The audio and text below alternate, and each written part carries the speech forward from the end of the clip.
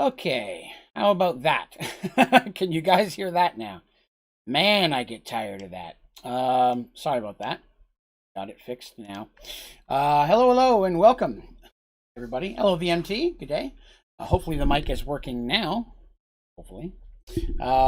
Thank you for coming by another episode of Behind the Dice, Dungeons and Dragons chat about show, if you will.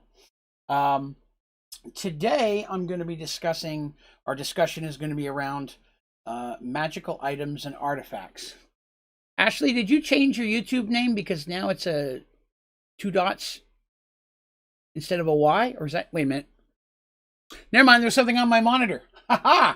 Well then, I learned something interesting the other day. So sometimes when I'm streaming, I find at the end of the stream that my phone is filthy.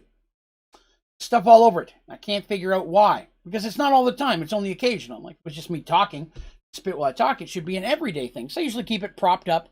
I have this. It's actually a business card holder, but it's perfect for just setting a phone up. And I can see it perfectly, and it's sturdy enough I can reach over and tap a couple things. But I've been trying to figure out why, and I've been doing this, trying to figure it out for a year and a half at this point. Long before the condiments. I found out what it is. I spend 90% of my life in this chair, other when I'm not sleeping, including eating. I eat while I work or stream or watch videos and things like that. And sometimes I eat hot things. See if you know where this is going. Sometimes when things are hot, I blow on them. And when I'm doing that, it's blowing it on my monitor and on my phone. And I keep going like, I keep going like, why the hell are these getting so dirty? Only sometimes, because I'm not always eating hot stuff that I have to blow on. I finally figured it out the other day. I blew on something and a little gob of cheese right against my monitor. I'm like, ooh, gross. Hey, that's why. So, not the brightest bulb in the light right here, but, I'm sure the kitty sneezes don't help either, though. So today's conversation is going to be wrapped around magical items and artifact, both in Merge Worlds, how some standard magical items and artifacts have been altered by Merged Worlds, as well as going over some of the magic items and artifacts that I've created, some which have popped up in the story for Merged Worlds, and some that I've never ever given away or used, that have been sitting in a binder dedicated to magical items and artifacts, some of these for 20 years, but I've just never had an opportunity where I thought it'd be good to give it away. So yeah. Oh, is the schedule still September? Sometimes when I save it, it doesn't actually save correctly. I apologize. I will correct that after the stream today. Thank you, Sky, for letting me know. Community stream. Oddly cool you should mention that. I'm thinking of either this Sunday or next Friday. I have to check with my wife to make sure there's nothing funky going on there. But I'm thinking next Friday I'm going to do a Twitch community stream, because I haven't done one on Twitch yet. So I think it might be fun to do a Jackbox night on Twitch, which is something I've never done. I will have to let you folks, if we do it Sunday, it'll be here on YouTube. Sunday's YouTube day. But I'm thinking it's probably going to be next Friday. Next week I'll have a couple special things. Wednesday I will have a guest on the stream. We'll be streaming Outlast 2, yes.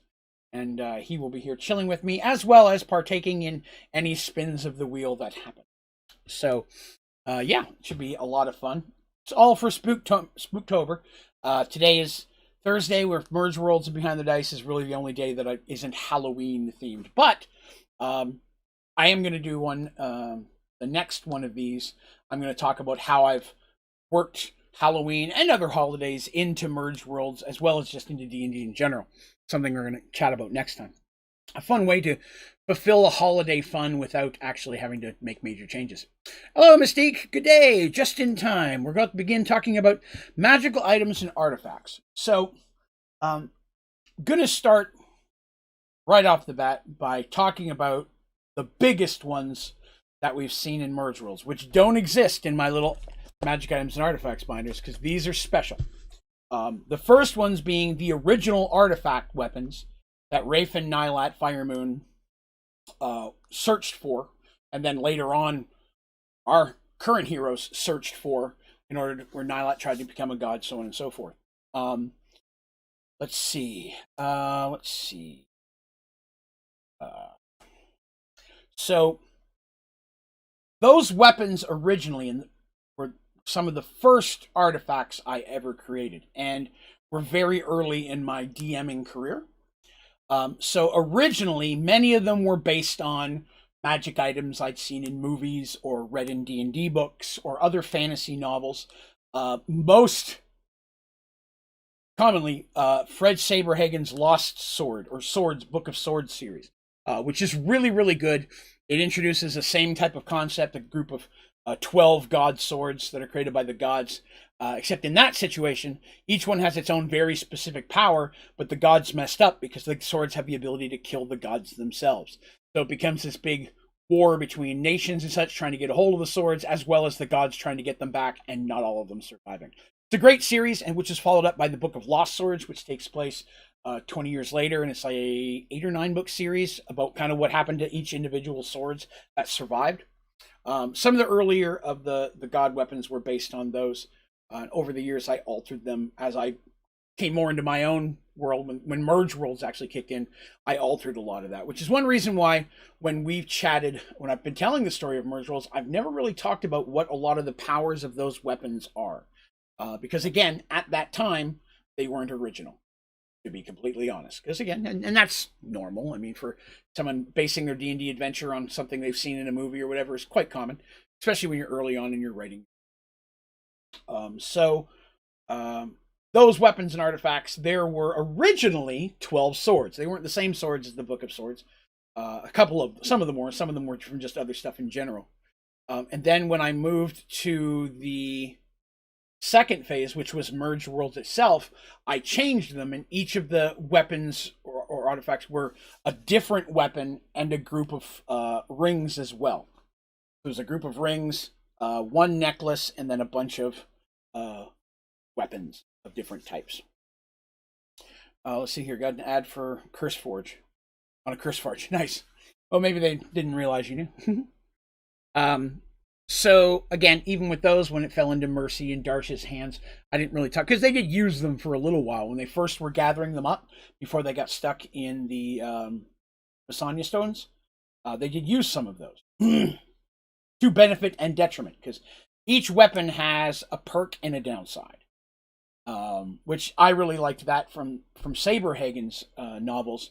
He really had a cool way of doing that. Like one of my favorite swords in his book was called Shieldbreaker, and it's a magical sword that if I alone was to walk into an army of 1,000 people and they attacked me with swords, axes, whatever, nothing would touch me ever. And at the end of the battle, they'd all be dead. That's just how it works. That's not to say that your body may not give out from exhaustion if it takes too long. It doesn't do that. But no harm will ever come to you. It will block arrows. It will break, and it literally will break almost any other weapon, and is the only thing that could break the other god swords. But the downside is if you attacked unarmed, it still attacked you, but it passed through you like you're a ghost. It could only fight against people who had weapons. So a lot of people who had that sword got beat to death by unarmed people because they couldn't stop fighting with the sword. So it became quite common that you always had another weapon in your offhand. If you're lucky, another god sword, but you always have a weapon in your other hand, so if somebody unarmed comes, you can still attack. You still control your body as a whole, like you can still do that, but it will pull your arm to do things quicker than you can do. Hey, Mr. Jim, what's up, sir? Again, taking weapons and armor and magic items that you see in a movie or a show and using something like that, or just straight up copying it, that's fine for D&D. That's D&D's all about that. I mean, for sure. When you want to look back on all of it, the origins of D&D are so heavily based in Norse and or Tolkien, things of that nature. There's a whole lot of stuff that original D&D halflings are basically hobbits, so on and so forth. A lot of that type of stuff keeps happening. So nothing wrong with that. If you want to use something in your adventure, totally should do. Think you remember reading that series? It's a phenomenal series. It's one of my favorite series based on a magic item or artifact. If I had to pick a non-Dungeons and Dragons series, like Dragonlance, Forgotten Realms, all that kind of stuff, 3 favorite series would be that one, The other one would be the Deathgate Cycle, which is a 7-book series by Margaret Weiss and Tracy Hickman, same people who created Dragonlance. And of all of their books, I think the ones that have aged the best, and it also has the most interesting concept of magic I've ever come across. And loosely, one of the characters in Merged Worlds, Tobias, who becomes the Keeper, the rune magic that he uses looks like the way magic works. It's a different magic completely, but I liked the visuals of it. In that book, there's regular magic, but then there's 2 races that have more powerful magic. Good or evil, depending on your point of view, but there's the Patrons and the Sartans, and everything's about runes. And the Sartans make the runes with their bodies by singing and dancing and moving. The Patrons tattoo the runes on their body, and by combining runes, by touching runes together, that's how they do their magic, by making new mergers by touching different parts of their body together. And both of them have the same concept. They work in the realm of possibilities.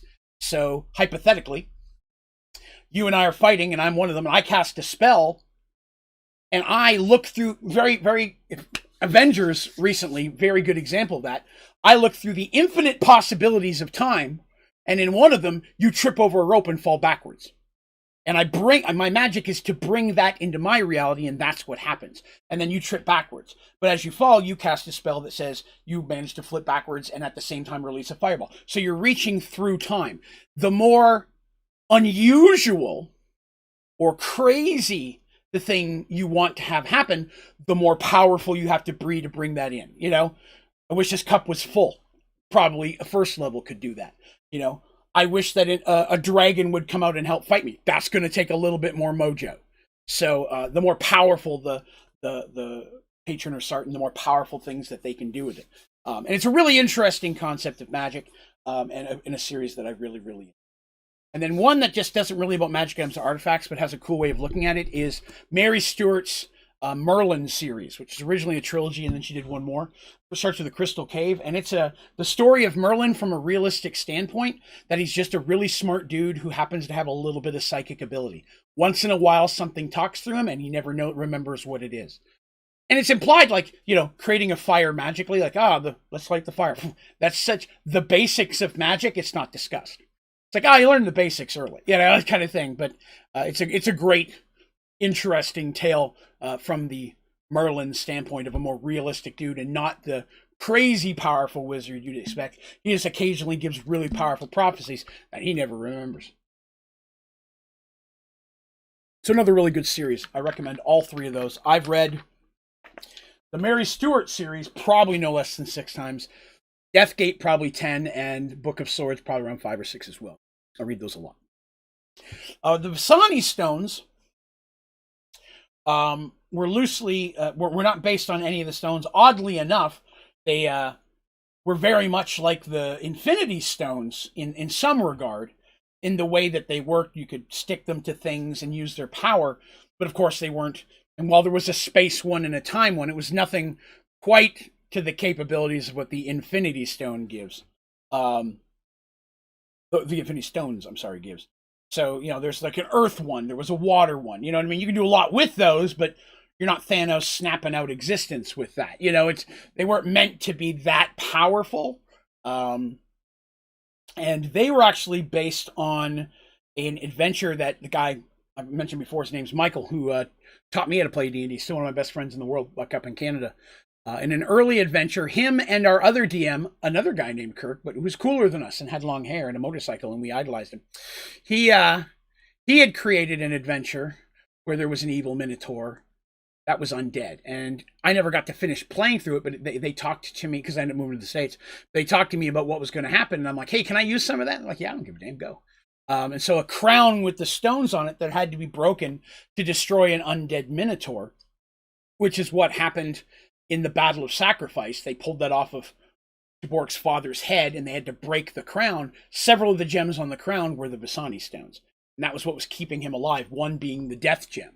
It was given to him by Nylat, because Nylat, frick, and he's giving it to his loyal people to help them be powerful.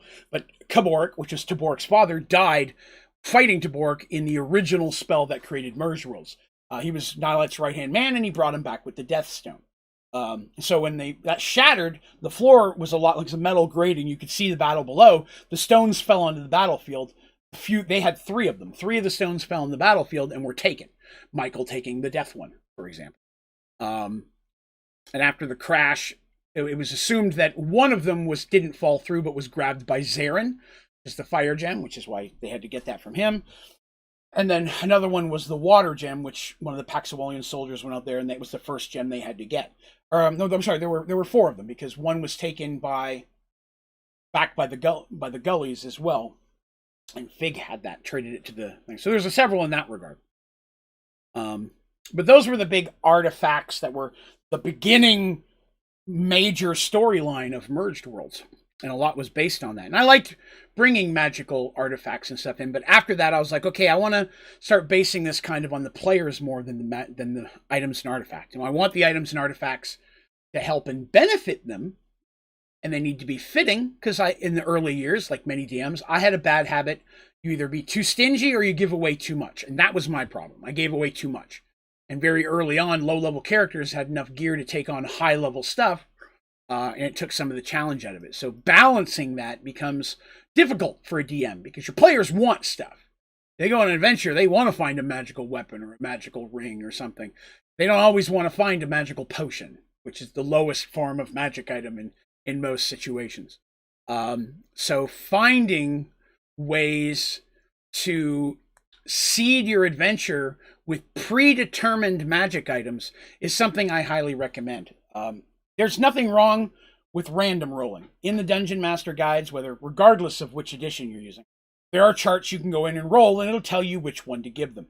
And once in a while, I like to do that. I like to throw in a surprise for myself. I'm like, all right, let's see what they got. The flying carpet was one of those. And damn, was that thing a thorn in my side forever. It eliminated a lot of challenges, which would involve climbing or trying to go long distances. It was just a thing that made me have to come up with more interesting ideas other than to just put it up high. So it challenged me to come up with new stuff. Very early on, you'll remember there was a Shadow the Ranger. He got a hold of a pair of magic bracers. I can't remember exactly which one, but with those, he started doing almost double the damage anyone else could do, and he became too powerful early on. And I talked with the young lady who was playing him, and I'm like, listen, I either have to change how these work to make him not as powerful, or I have to take them away. I don't want to do it to be a dick. I'll replace it with something cool if you want to just give it away, or we can work together to tone it down, maybe change it so it can do something a little more fun other than just damage, but it still definitely improves you. And that's the route she wanted to go. She goes, yeah, take away some of his damage ability and give it something funny to do, something fun, like it glows a weird color, if I use it too long, I think it was a thing of of speed. So if it goes too long, I get out of breath and have to stop and catch my breath kind of thing. So that was something I worked with the player. Because again, great magic items, until you give them out, sometimes it's hard to see how they're going to work. Chest of Holding. Yes, Chest of Holding was one of the early artifacts I created as well. Rafe and Nylat Firemoon had one. There were 3 created, and they were created by Zoltan. One of them was given to Rafe and Nylat at the beginning of their adventure. The other 2 were given to our players. Now, whether another one's been created since then or ulterior, those are the 3 that have been known to be. Rafe and Nylat's was lost in the actual explosion of Merged Worlds. That's not the one that our heroes got. So there's one out there somewhere, and I can tell you, yes, it is on Merged Worlds. Do I know where it is? Yes, I've known since the day I created it.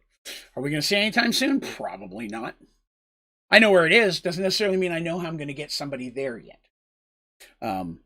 But yeah, the Chest of Holding was always a very popular one, and it was meant to be a convenience item, not just for the party, but for me. These were groups of people that had to travel. You look at after the Bassani Stones across oceans and all over the world and go through portals. It just wasn't realistic to expect them to be able to carry everything and not have horses. Because when they had their rings of central teleportation, something else I created, which teleported them back, they would keep abandoning horses somewhere. So they couldn't bring pack horses or wagons because they couldn't bring it back with them. So I needed to make sure I had a way. I already did that for Rafe and Nylat the same way. They shared one, much like these characters, where one was given to each group and the other one was lost in the Battle of Sacrifice. because in the original story, both groups had one. So there was that. But I like to seed my stories in artifacts. Menandra being another huge one that's been a story piece. When I introduced Menandra, I at that time did not have the idea to trap Michael's soul in it at one point. That came afterwards. It was always, I knew Michael was going to get Menandra before they ever found him with the Death Gem. It was always meant to be his evolution if they defeated him without killing him, because they could have killed him. I had an arc for that, and Dandy was going to have a, maybe never love again kind of storyline going on throughout time, or blame herself kind of thing. It was going to definitely change the way she acted. But they managed to defeat him without killing him. And so, hi, Buffy. What is it, sweetie? So, Menandra, as soon as, I was like, if they save him, Menandra's the step we're going to go. And it was. Menandra's storyline about coming from the world of undead and having an elven ex-paladin soul in it, that was there since the moment I created her. I didn't quite know, again, I didn't know Michael's, at the time, his soul was going to get stuck in it, and they'd have to travel. It was actually the creation of the Sands as it stands came from creating that storyline. The Sands of Time with the books and the whole concept of going into the books, all of that was created for that adventure. That was something I did not have ahead of time when I first created Merged World, which was really cool for me. That was one of my favorite adventures to write, was the Saving Michael storyline. But I'm going to talk about some of the magic items and artifacts I have as well, and I can take questions. See, some of these things you might want to use yourself. I'm going to start with some of just the basic magic items, and there may be a somewhat, I think the chest of holdings technically in this list. I have them in alphabetical order, so it's not like I'm doing all the potions at once or so on and so forth. And some of these seem extremely powerful, and they are, which is why I've never given one out yet, because it has to be in a situation which would justify it. Starting with the very first one that I'm going to read out. So these, again, things I created over many, many years. And some of the stuff I've created since then, I've never gone back and made pages for. I should do that. I think Menandra doesn't even have one in here, but I should probably make one for him. So when I'm talking about these items and I talk about what they can do, they were created in second edition, so some of the abilities might sound a little odd. I'll do my best to convert that into a 5th edition standing, since that's what most people know. But I will read off how I had it originally. In each of these items I have the name of it, what it can do, how it works, and some piece of history about it. And the first one is called an Amulet of Correction. This amulet is extraordinarily powerful and even more rare. It appears to be a 2 to 3 inch long perfect crystal. This amulet gives the user a one-time chance to change time. If the user speaks the command word and breaks the amulet, time moves backwards 1 round for them. The user retains all knowledge gained from the previous round, but all others will act in the same way and make the same rolls as before, except if the amulet's user changes an action in such a way that they would have to do something different. The amulet is a one-use item. It is destroyed by being used and cannot be repaired or recharged even by a wish. So it lets you go back in time 1 round. If you go back in time and do the same thing, it's going to have the same action. You're like, I go back and attack again. You're not even going to roll the dice. You get the same thing. It gives you the opportunity to do something different in 1 round. And that doesn't sound like a lot, but in a major boss fight or epic fight in a story, 1 round could be the difference between a party wipe and everybody surviving. So, somebody in the party, your healer dies a round. You go back and have a way of saving that healer. Healer keeps you alive. Everybody defeats the bad guy. In the other round doesn't. But the other part is you have to use it within a round, which is technically 1 minute by second edition rules. You have to use it immediately, so you don't get to see how long-term things are and then say, okay, I'll go back and fix it. You got a one-shot, it's like, that happened now. I mean, it has to be immediate. These amulets are fabled to be given out to the pupils of the Aeron monks who live in the Aeon Mountains in South Naranth. An order devoted to peace, these amulets were given to the highest members of the order by the goddess of time themselves due to their high level of enlightenment. Some of the names I mentioned of worlds. Some of them may be from D&D worlds and such. Most of them are worlds I made up, but I know where pieces of them are in Merge Worlds. Doesn't necessarily mean if we ever get to pieces of those, it'll be this magic item or artifact comes into that. But I always try to base it on something in the world that I know I want to have there, just in case there's a callback somehow. I have the opportunity to do that. The next one's called the Amulet of Resurrection, another powerful one I've never given.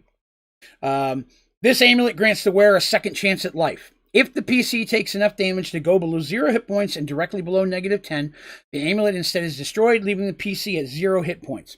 So in 2nd edition, clarify that, when you hit 0, you're unconscious. You hit -7, 8, or 9, you're in a heavy coma. -10, you're dead. Very different in 5th edition. So in the way this amulet worked, whatever hits you has to do enough damage to take you from above 0. So you have to go from 1 or higher all the way past -10. If something does damage you and you go -5 and then steps on you, it doesn't do anything. It has to be enough damage to take you past unconscious to death in one shot. And then the amulet is destroyed. The history of that is Sir Aaron Langtree was a knight of the Kingdom of Zri. He participated in many great quests and battles and helped rid the kingdom of many evil creatures. In many instances, Sir Aaron was the only survivor of such skirmishes. After a while, the king feared that Sir Aaron was surviving due to acts of cowardice. The king concluded that he must be a coward in order he be run through with his own sword. Sir Aaron asked only that he be allowed to wear the necklace his wife had given him. After his body had fallen and everyone began to leave, the crowd was shocked to see Aaron rise as if unharmed. It was then that he revealed that his wife was a mage and that she'd created the amulet he had worn to protect him in battles. Since then, many copies of the amulet have been created, but none lasts more than one use, as the secret to a complete copy died with Sir Aaron's wife very soon thereafter. So there's rumored there's one out there that you can't die as long as you're wearing it, the original one, and most of the ones you find now, the single-use ones, are literally copies of the original. Should the original be found, it would have its own special name of the Amulet of Aaron or Amrit or something. This is what mages have been able to reproduce, but never quite found a way to reproduce the others. If this is boring anybody, tell me. I can change channels and do something a little different. So, I just found a spelling mistake. I'm not happy with that. The next one is called an Arrow of Phasing. So these arrows have the ability to pass through non-living matter, such as walls, armor, and rock. While the arrows themselves have no attack or damage bonus, they ignore all armor shields when determining the armor class of the target. So once the arrow has been once fired, the arrow will travel until it has either struck a living target, including plants, animals, or any living creature, or until the arrow has reached its maximum range, because you can only shoot an arrow so far. Once an arrow has struck a living target, it loses its magical properties and becomes a regular arrow, if it survives. These arrows will not harm undead or non-living creatures, passing right through them as if they don't exist, just like it would through a shield or a wall. So they count as a +3 weapon, even though they don't have a +3. Oh, thank you, Jim Nash. I appreciate that. What that means, and very often in Dungeons & Dragons, if you're fighting a creature, say a vampire, it's so powerful it can only be hurt by weapons of level +3 or higher. So you run in with your +2 sword or your regular sword, it does nothing. It just doesn't hurt them at all. You have to have +3 sword or axe or better to do physical damage to them. These arrows don't give you a +3, but they count as a +3. They're spelled enough that they would still hurt them, even though you don't get the bonus to damaging and hit. It's great, you're shooting something, and plus it's undead, so it passed through a vampire. I'm just using that as an example. But if you shoot it at something that has to be hit, a werewolf, for example, or any lycanthrope, the more powerful lycanthrope, the more powerful the plus weapon has to be. An arrow would work great on them because they're alive. Created for the elven sharpshooters of Philandriel, these arrows allowed the elves to stand against the much more armored human kings of the West during the Rift War of 562. The next one I've actually given away to a group one time, and they had fun with it. This is called the Bag of Gems. This small bag appears to be a normal belt pouch. If a rock is placed inside and left for a period of time, it will become an uncut gem of worth. The time left inside and the type of rock placed inside affect the type of the gem created. Removing the gem stops its changing, and replacing it will not cause it to gain any more worth. Gems of worth placed in the bag have no effect. So there are 3 types of stones that are such that you can put in there. Just a plain rock of any kind in the world, quartz or coal, which isn't technically a stone, but you understand. If you leave them in there for a month, they become plain stone and quartz become a 100 gold piece gem that I would randomly roll for. Coal would become a 500 gold piece gem. For 6 months, a plain stone or a quartz would become a 500 gold piece gem, and a piece of coal would become a 1,000 gold piece gem. And if left in there for 1 year, this plain stone never goes past the 6-month point, but a quartz would be a 1,000 gold piece gem, and a coal would be a 5,000 gold piece gem. So that's kind of cool, right? It's a way of making money, if you think about it. You have a character and you're like, okay, I'm going to stick a rock in here and just carry it around. Or I find a piece of coal, I stick it in there and carry it around over several adventures. A year later, open the bag and pull out a 5,000 gold piece uncut gem. Sure, it's a cool way to get a bit of gems, but the gems themselves are flawless. That's the important part. For a mage or cleric who needs a flawless gem of incredible worth to cast a spell, or they need it to make a magical item, something like that would be very much sought after. So a thief would use this to profit. A mage or cleric, either spell components or components for a magic item artifact. Desired by both wizards and thieves, mostly wizards. Bags of gems are rare and valuable. The gems created are uncut and flawless, perfect for spell casting, magical item creation, or just to increase the size of one's treasure. Let's see. The next one is called Bag of Stones. Bag of Stones is just that, a bag full of stones. Each stone is the proper size to be used in a sling or staff sling. The magic of the bag is such as that it's always full of stones, it will never empty, and each stone does the same damage as a regular sling bullet. So if you're Dungeons & Dragons and you're using a sling or a staff sling, you can use a rock or you can use a bullet. And a bullet is normally a ball of metal. It does more damage. The stones in this bag do the same damage as a bullet. And it never runs out. So you don't ever have to buy bullets. Although, getting some silver ones are helpful in case there's undead or lycanthropes out there. But an unemptying bag of stones. Now, you can't just turn it upside down and it'll dump stones out forever and you gravel your driveway. That's not how that works. You have to reach in and pull a stone out. Just like you would any other bag you'd have your stones in. But it will always have stones in it of generic worth, andesite, whatever. It's not of value in any way, other than as it does the same damage as a bullet. Bags of this type first appeared in Central Ansalon. It's a Dragonlance thing. A red robe mage by the name of Darlman created them for his personal bodyguards, who were expert marksmen with a sling. He traded the knowledge of their creation for a fancy spellbook. This one I've talked about before. The Blinking Sword.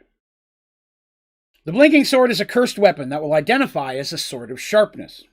In reality, whenever a PC attempts to make an attack of any kind, unarmed or with a weapon, the sword will appear in their hands, its modifiers immediately in effect.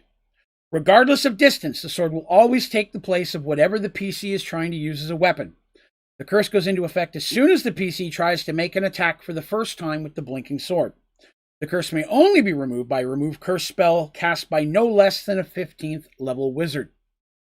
Created as a tool for vengeance, the Blinking Sword has been many an adventurer's downfall. Always in hand, the sword makes the bearer less competent in battle. That was a fun one. I have given that away. How do you figure out something is cursed when the thing messes up? Exactly. Normally you find out it's cursed when the curse kicks in. There are a couple exceptions, and those are usually based on the specific item. Sometimes it'll in its thing. If somebody does a certain thing, there's a way to tell. But most of the time, you don't know something's cursed until you try to use it. They always appear to be something of the same type, but beneficial. Like in that one, a different type of sword. Sword of Sharpness is just that. Incredibly sharp sword, can cut through things a lot of other things can't, and it has a really big plus to attack. It's an awesome sword. A Sword of Sharpness is great. Cursed items, it's rare I throw them in. If a cursed item ends up in the group, 99% of the time, it's been one of those situations where I'm like, hey, in this situation, everybody gets to roll to see what gets pulled out. Somebody rolls a cursed item. It happens. If you get to the point where you get high enough level to create magic items, when you create it, I as a DM have to roll to see if you were successful. And in either way, it looks like either it doesn't work at all, or it's successful, or there's the middle range where it appears successful, but it's really cursed. And then I get to choose a separate thing or from one of the existing cursed items. There are rarely any cursed items that automatically kill you. There's one that has a chance that I can think of, and that's the Girdle of Masculinity, Femininity, which I think has been removed out of the more recent versions of D&D. I'd have to check. But originally, it looks like a girdle of strength. It's something you wear around like a belt that you hook weapons and things onto, scabbards. But putting it on automatically changes your gender. You have to make a system shock roll, which is a special type of saving throw in 2nd edition. If you fail, you die. Not because you changed to a different gender, but because, I mean, yes, it is, but not because that's bad, but because you look down and suddenly you don't know why. You know what I mean? Dealing with the shock of that change, and all of a sudden you're the opposite of what you've always been. There's a couple things that a system shock can kill you. It's literally a shock to your system. It's more than you can handle. Sentient items, is that considered cursed? So an intelligent magic item or artifact. Most intelligent items are going to be considered artifact. And I say that because they're going to have a distinct personality, right? So if I have a sword that has some special abilities, but inside it, maybe that I'm just going to say magic item number 1, and I'm magic item number 1. I will help you, blah, blah, blah, blah, blah. Even if you find another one kind of like that, personality inside of it, just like a person, is going to be different. They're not unfeeling robots. They have sentience. This one may be a prick, or this one may not. You know what I mean? That doesn't mean that some cursed items can't be. They can, but that's more likely to be a cursed artifact. But sentient items isn't bad, because in many situations it's created because you cast the spell so well. If it's done positively, if it's a good thing, you cast it so like a natural 20 on a spell casting check. You've created a consciousness inside that magic item that goes along with the item's intended purpose. So you're a creature of good, maybe you're a paladin, and you're having a good cleric of the light. Whatever consciousness in that weapon is also going to be a lawful good creature of the light. It's going to have that same type of mentality and conscience, kind of like you have, is the intended. If you failed, and failed so badly it became cursed, and it would have to be a pretty hardcore artifact that you're trying to make for it to curse that way, then it would have a conscience the opposite of what you would want for it, even though it may not act that way for a while. But yeah, just being intelligent doesn't necessarily make it cursed. Some items are intended to be intelligent and are created such that way, but usually that just means they've been created so well it has that extra perk that comes along with it. So the next one is the Book of Artifact History. Each book of artifact history has 1d20 plus 20 pages. 1d8 of these pages are already full. To identify an item, place the book on top of it and cast the spell on one of the blank pages. Identify. The item's description and powers will then be written on the page. So say you found a dagger +1. The book, cast Identify. Now there's a page in there that says dagger +1 and gives all of the information about it. If the item is an artifact, there's a 25% chance the item will cause the page to explode, doing 1d20 damage to the caster. So if it's an artifact, they're not a big fan of that. Once the book's pages are full, no more items can be identified. Why would you do that? Because if the book is placed on an item, or if it's a small item placed on the book, or an artifact that is already located in the book will automatically open to that page. So if you've already identified that, it will auto-identify it for you. Found another dagger, stick it on there, it opens up. Already got them. Dagger +1. You're good. And the book is powerful enough to know whether it is a cursed item or not. So all of a sudden it opens up, dagger +1, cursed, and all the bad stuff about it. You're like, whoa, don't want to hang on to that anymore. So that's a really good thing to use on non-powerful magic items, right?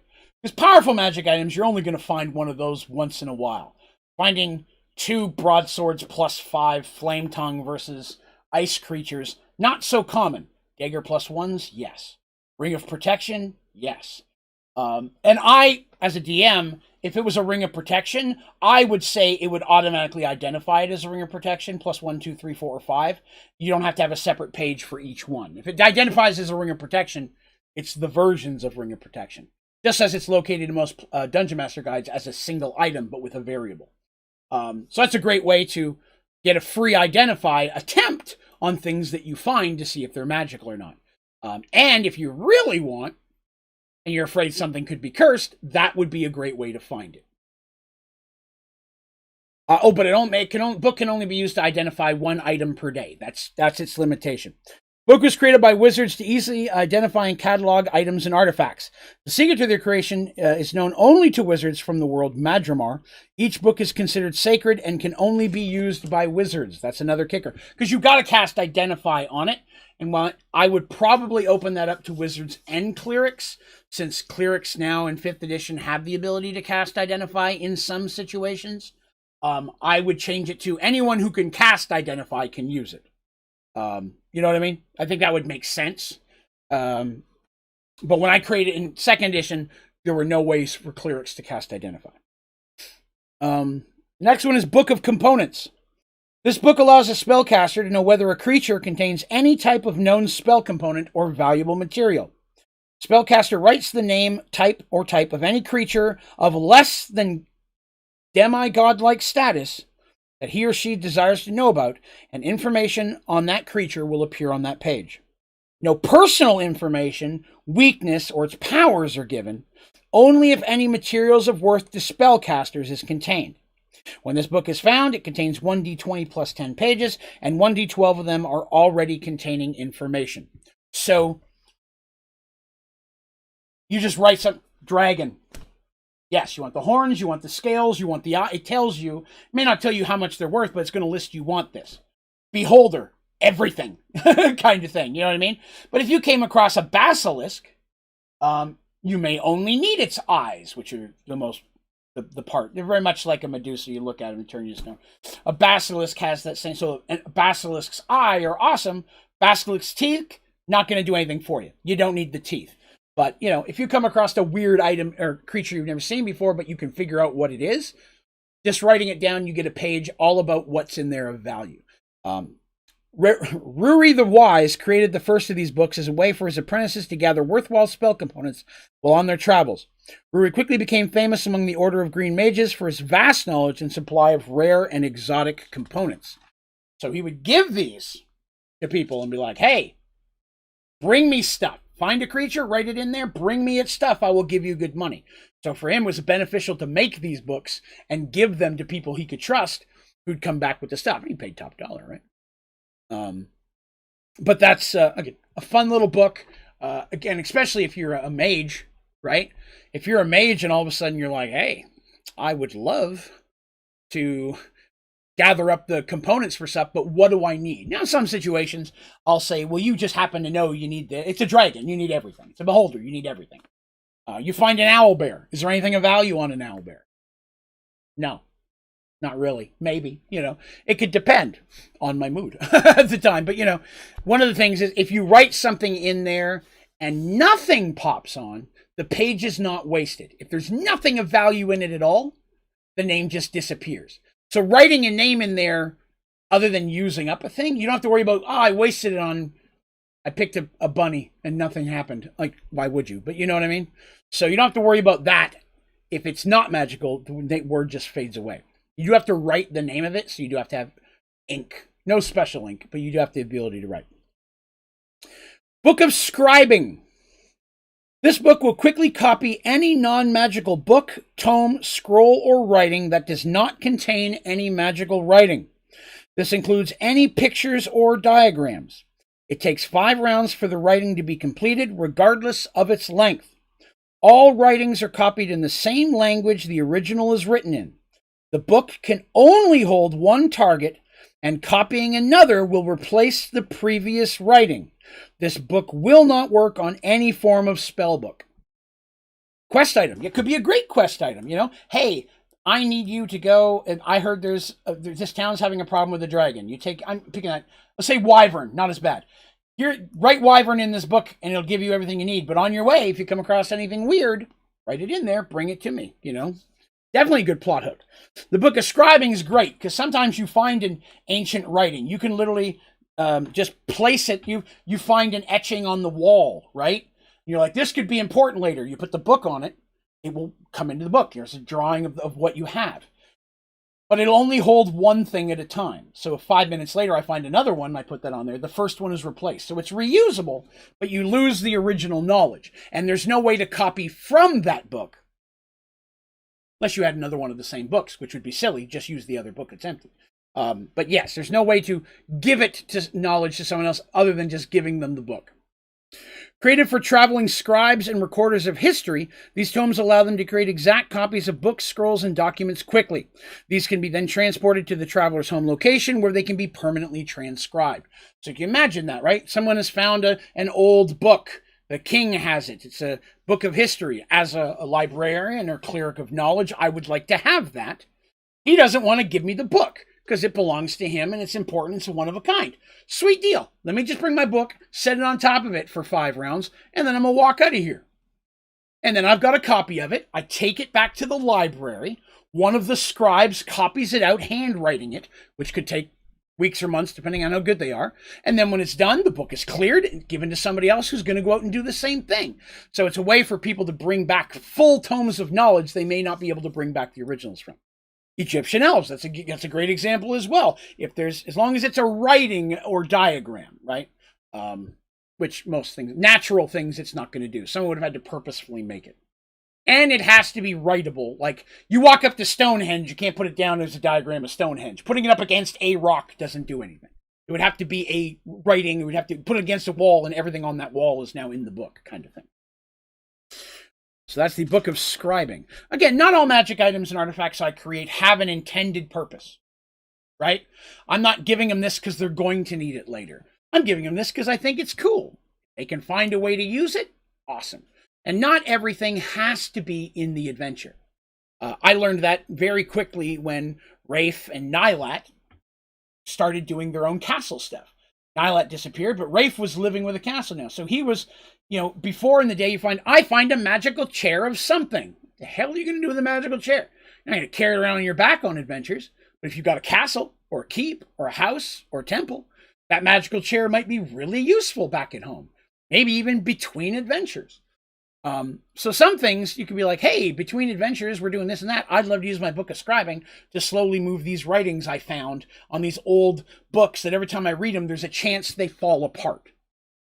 Okay, cool. Now set on there, do that one. I don't have to worry about the original. I can put it in a box, put it away as the original manuscript, but I have a new copy of it. So as an example. Here's one people have heard of before.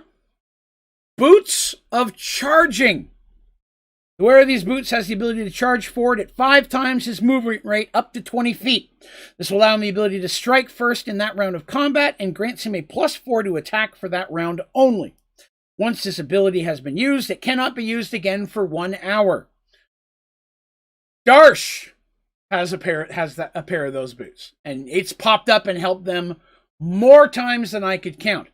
And when I gave it to him, when I gave it to them, because I didn't give it to him, it was in the pot, and that's something he chose, I had no idea how useful and how many times he was going to use those.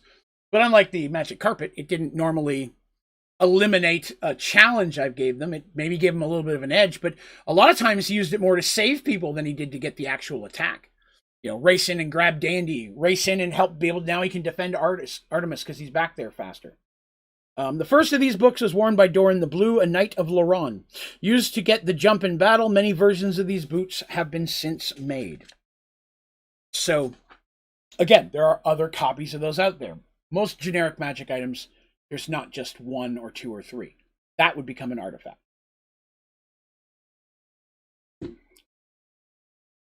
The bottle of holding. This bottle can hold only liquids. Much like the bags and pouches of holding, this bottle is actually a portal to a small interdimensional pocket. It can hold the equivalent of a barrel of any liquid. If more than one liquid is placed in the bottle, all liquids are lost into the plane the pocket exists on. Any liquid stored in this bottle will not sour or go bad and will always maintain the temperature it had when it was placed inside. The bottle itself is indestructible inside, so it can hold any liquid from acid all the way to lava. Externally, the bottle saves per magic item, metal. So again, in 2nd edition, saving throws where they were different versus wand versus spell versus lycanthropy versus visions. There's a bunch of different saves. But in this one, it was saved that way. I would have to figure out the saving throw for 5th edition. But hey, you know what? I'm going to travel in the desert. I'm going to fill up a barrel's worth of water into this little bottle. That's great. If you have a barrel's worth of healing potion, power to you, Slice. Pour that in there. I don't know how in the world you'd get it, but, if a DM used that in their own world and wanted to do that, that's theirs. But, yeah, a lot of times it's great for things that are corrosive, like acid and stuff. Because there was one group I gave it to, and I only played with the group for probably a month or so, and the group kind of disbanded. And the rogue asked, can I find acid? And I'm like, yeah, we made arrangements for them to get some acid. He filled it up. And I can't tell you how many times they would get in traps or locked in a room, and he's like, can he just melt the bars on the window or whatever the case would be? I'm like, that's pretty funny. He didn't ever pull it out and used it in battle. It's not intended that way. But he used it it's like, this thing is locked. All right, I poured this on the lock. Well, the lock just got eaten away and the lock fell off. He's like, cool. It's a barrel, so he's got a lot of acid in there, This bottle appears to be made of black glass, though it is impossible to see through. The origin of these bottles is unknown. They're not very common. It usually can be found in the possession of travelers. The bottle is cool to the touch no matter what liquid is stored inside. Dwarven ale for Darsh, yes. But even if there's lava inside, touching it still feels cool. There's no way to tell what's in it if you just find it. And there's always a chance there's something already in it. The next one is called the Bracers of Flame. These appear as normal bracers, but if the wearer gives the command word, they will ignite into flame. The bearer is unarmed. Anyone or anything he strikes with his hands receives an additional 1d6 points of fire damage. If the person or object struck is flammable, it must make a saving throw versus spell. A failure means the person or object is now on fire and will receive an additional 1d6 point of damage per round until the flame is put out. The flame of the bracers does not harm the wearer or his equipment, but objects caught on fire by them do have the ability to spread to the wearer. So if I'm in the woods, my flaming bracers don't hurt me, but if I catch the woods on fire, the woods could burn me. These bracers give a +1 to armor class and a +1 to any saving throw involving fire. Blood for Draven? Yeah, technically that would work. Just drink it and see what happens and hope it's not the guy with the acid one, right? Oh, goodness. But yeah, so those are flame bracers. Much more handy for people who do a lot of melee, maybe a monk or a brawler, wrestler type fighter character. Would definitely benefit from those. Plus the +1 helping your armor class makes you a little bit harder to hit just by wearing them, even if you never use the fire. Let's see. Brooch of Security. Anytime anyone attempts to remove something from the wearer of this brooch's person, they receive 1d6 points of damage, and the wearer immediately knows of the attempt. This brooch does not function if the wearer is unconscious or in any other way mentally incapacitated. So, if someone tries to pickpocket you or steal your stuff, you know it, and they take 1d6 points of damage. If you're unconscious, they can take whatever they want. If you're charmed and you're not in control of yourself, it doesn't work. You have to have control of your faculties to do that. The anti-rogue thing. The first of these brooches first appeared in the kingdom of Thamael. The local leader of the Thieves Guild commissioned it from a local wizard to protect himself from others in his guild. The brooch worked so well that the wizard began selling others like it to the local nobles and merchants, putting an end to the Thieves Guild's success. So he was a successful thieves guy. The mage is like, hey, these are handy. So now the thieves couldn't steal anything. So from the rich people who could afford them.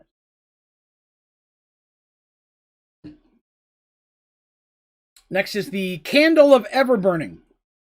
Once lit, this candle's flame will not go out unless snuffed or blown. It has to be specifically put out. A wind storm would not do it. The wax does not melt and the candle does not decrease in size. The light given off is the same as any other candle. So if you're traveling, you're in the Underdark or underground, or you need to light a candle at night, you don't want to carry around 100 candles, here's one candle that works for you. Hey, Paul. Good day, sir. Appreciate it. Thank you, thank you. Talking magic items and artifacts this episode. Ones that I've created and how they work and some of the things that affect Merge Worlds in that. Created by mages to light their towers and libraries, these candles can be found in private studies, halls, and rooms where light is needed constantly. So that's a great thing for, say, an Artemis who wants to have one in her room. She wants to leave it on all the time without having to constantly just go in, light it. When she's done, put it out, never have to change out her candle. Just as an example, it's a convenience item. It's not going to change the world, you know? But at the same time, she puts that candle in a window. Nothing's going to snuff it out by accident. So she's trying to give a sign that that's the window some rogue needs to sneak through or to save or something. It could be used that way. So there's always different ways you could use these type of things. Created by the most heroic and noble Sir Duke William of Westshire, a name he gave himself, this noble mage created the... Oh, sorry, that's the wrong one. That's wrong. Oh, I'm sorry, I'm on the next one. Bear with me a moment. This one's called the Cape of Valor. This is a personal favorite, and technically Dandy had one of these for a while. It gives a +1 to armor class. That's its primary perk. This decorative cape can be worn by anyone as it adjusts to the wearer's height and size. If the wearer concentrates, he can cause the cape to move as he wishes, from wrapping snugly around him to flying heroically as if in the wind. The wearer must maintain concentration. Basic movements and speech are fine, but during combat or complex tasks, the cape is a normal cape. It cannot be used to strike or cause harm to another creature. It gives the wearer a +1 to armor class and 25% chance to notice if anything of ill will is behind him. So imagine the cape that Doctor Strange has. Oddly enough, I didn't know Doctor Strange when I wrote this, but without the ability to hit or fight. You know, can lift him up, flight around kind of thing. Except you're controlling it, it's not intelligent. It was most commonly, Dandy had it, and, or no, was it Dandy or was it Thickaway? It might have been Thickaway who had it, now that I think about it. And he had that, and he never used it to fly or anything, once or twice when it was real important. But most of the time, it always flew behind him like a wind was hitting. You know, that heroic wind flying behind Superman thing? He could be standing in a kitchen where there's no wind, and it was always fluttering heroically behind him. If I remember correctly, it was Thickaway who had that for a while. It does give a +1 to armor class, which is a handy perk. But it's also really good when you're like, it's on, you're like, I need those keys I can't reach, and the cape reaches out, grab that kind of stuff, you know? You can have it go in someone's face and block their vision, but it won't hurt them physically. Again, created by the most heroic and noble Sir Duke William of Westshire, a name he gave himself, this noble mage created the cape to be worn over his designer clothing as he despised robes. He could often be found flirting with the young noblewomen by making heroic poses while his cape fluttered behind him. So there's that. Let's see. The next one is the Chair of Entrapment. Again, obviously not something you're going to carry around on your adventure. This chair appears to be a normal wooden chair with armrests. When the command word is spoken, whoever's sitting in the chair will find themselves unable to move. Their entire body will be frozen, and they will be unable to speak. They can see, smell, hear, and feel, and are completely aware of what is going on around them. The chair will release the trapped individual once the command word is spoken again, or when 1 hour has lapsed. So at most, it'll last an hour. Is it possible for it to be cast in a way that the chair could be activated remotely? Yes. If you have a spell that, and there are some items out there and things you can do that can get it to speak the command word when someone walks in a room, maybe an orb or something that would do that, it could activate it and trap anyone in the chair. But it basically just keeps them there, unable to do anything while still being fully aware of their situation for a maximum of 1 hour. Used as traps, these chairs are an easy way to subdue a mighty opponent without harm to oneself. Occasionally used as torture devices, these chairs are not commonly found in the possession of goodly folk. So that's something you might find in a villain's lair or something like that, where they use it for not happy stuff. Here's one you might have heard of before, Chest of Holding. The chest works much the same as a bag of holding. The owner is capable, it can go inside the chest as a ladder leading down into a 25 by 25 foot room, complete with shelves and hanging hooks on each wall. Items placed inside the chest will not fall off the shelves, even if the chest is shaken or dropped. Unlike other extra-dimensional spaces, bringing bags of holding and such inside the chest will not destroy the chest. Outside the chest, the owner may shrink the chest to a 6-inch replica by speaking the command word. The same command word grows the chest to its original size. So double D's. Double D's. There you go. But yeah, so that would automatically chest of holding. Pretty basic. The whole, how much air does it have? All that stuff we had to calculate with the second group, because the first group never used it that way. Rafe and Nylat uses a way to carry stuff, and in a pinch, they would climb in there and get stuff out in the middle of a fight. If Thickaway would normally. I want to say Thickaway was one who always carried it, and they'd get in there and they'd always find weird stuff they never remembered putting in there. But yeah, how much air can it hold? How many people can fit based on size? That was all stuff we had to calculate each time we needed to use it that way. Lasagna? Well, lasagna was what we chose for that one. It's not the only one in place. Each one had its own command word. That's the one that Artemis has. But yeah, the chest of holding, again, makes my job as a DM so much easier in many, many ways. Plus, it allows you the transport of a barrel of pickled fish, and you know you need to have one of those in every adventure. This one works a lot like an item we talked about earlier, and it's called Convey's Penny Pouch. This pouch can only hold 1 coin of average size. That's it. Tiny pouch, you can put 1 coin in. Once closed inside, the cone will transform to another coin of a more valuable metal. If the bag is open before the change is complete, the time starts over. Once the coin has changed and been removed, the pouch will never work on that coin again. So if you put a copper in there, it turns to a silver in 1 day. If you put a silver in there, it turns to gold in 5 days. If you put a gold in there, it becomes platinum in 10 days. So again, it's just one of those ways to increase wealth. The wizard Convey accidentally created the first of these magical pouches while trying to create a pouch of holding. It was months before he accidentally discovered what he'd truly done. Over the rest of his life, he was able to reproduce the effect multiple times, becoming a very wealthy man. 2 ways. 1, selling them. B, by just constantly reproducing his own money. Okay? Again, a convenience thing. It's a way for you to get a little bit extra money when you need it. Characters to always have, okay, I'm going to stick a gold piece in here and forget about it until I need a chunk of money and pull out my thing. Plus, it was a tiny little pouch that only holds 1 coin, so it was much easier to hide that on one's person. So, hide it in, I'm not saying stick it up your butt, but put it in a place where you're not normally going to be searched. Most people aren't going to find that. Let's see. The next one is Crossbow of Magic Missiles. This weapon appears to be a common heavy crossbow. It fires normal missiles and does no additional damage. Any bolt fired from the weapon, though, will hit whatever target the bearer chooses. For targeting purposes, treat the bolt as per the Magic Missiles spell. This crossbow does not allow normal bolts to damage creatures that require +1 or greater to hit, but can be used to fire magic bolts if you have them. The crossbow can be used by any person without any negative penalty to attack, but can only be reloaded by someone with a 15 or higher strength. This crossbow requires 2 rounds to reload regardless of strength. Hey, what up, Elemental? So it's a crossbow. Doesn't matter who you are. You're a mage. You pick that up. If it's loaded, you can shoot it, and you will hit somebody with that crossbow. It does regular crossbow damage unless I have some type of magical bolt.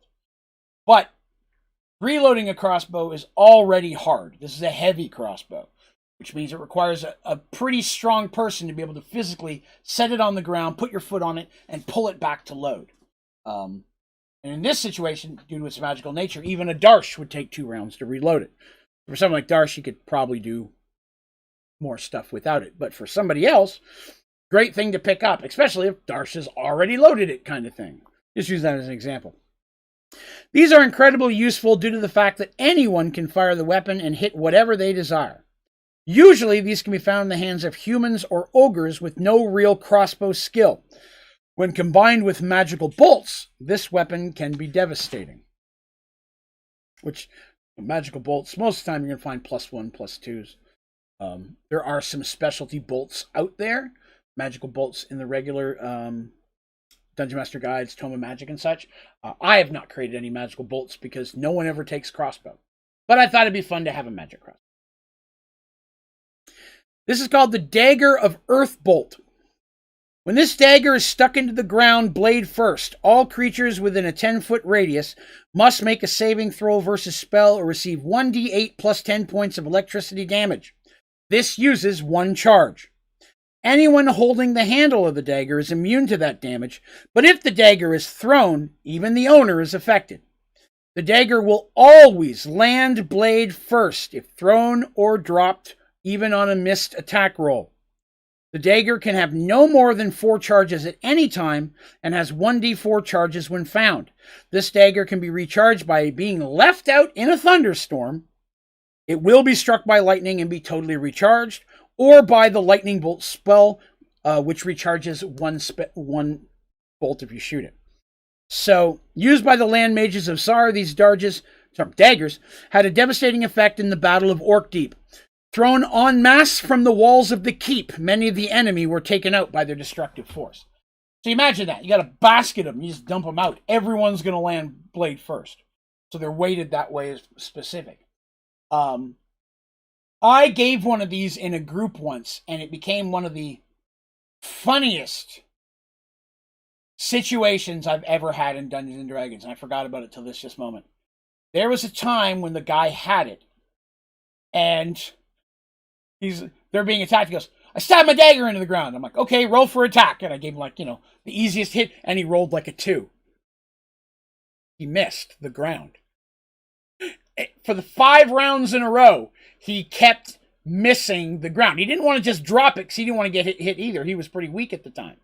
So we had this guy, this is the way I was describing it, there's this rogue on his knees on the ground, dagger going, and every time he brings his hands down, it would go sideways. He just kept missing the ground. Every round, we were just dying. Because, we're acting it out as we're doing it. It's like, thunk, and you're hit it with the side of your hand. And you're always like, what the hell? Stab the ground. It's the ground. It's everywhere. And this guy just kept missing the ground. Technically, it's almost impossible to miss the ground when you're trying to stab at something. Maybe once, because you could say someone hits you or something and knocks you off balance. You don't get to finish your attack. But for the pure hilarity of it, I just kept having him roll. And it was really, really funny. We just had a great time with this dude who could not stab the ground. Yeah.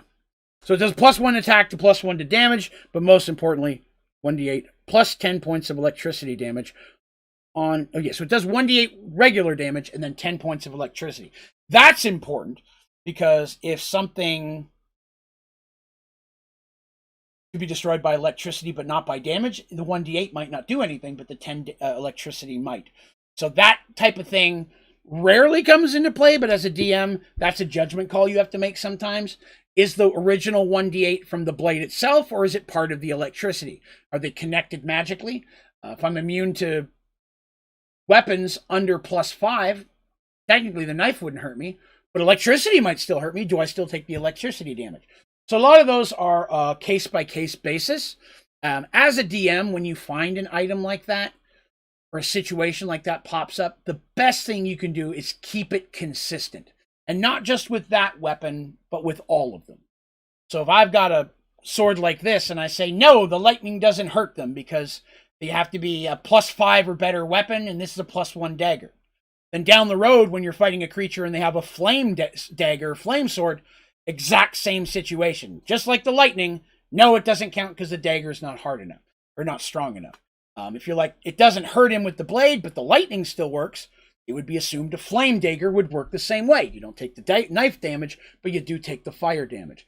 So keeping things like that consistent, sometimes even in your own notes to remember what you did in the past, will help your players have a more, I would say just have a better time. It makes it so that they're easier able to plan out what they want to do. So they got this great idea, they want to do it, and all of a sudden, nope, can't work. Well, it worked with the other dagger. Nope, doesn't work. That sucks the fun out of somebody who's been planning on using it that way for a while. So keeping your abilities and powers consistent is important. A little tiny star in the corner of that sentence.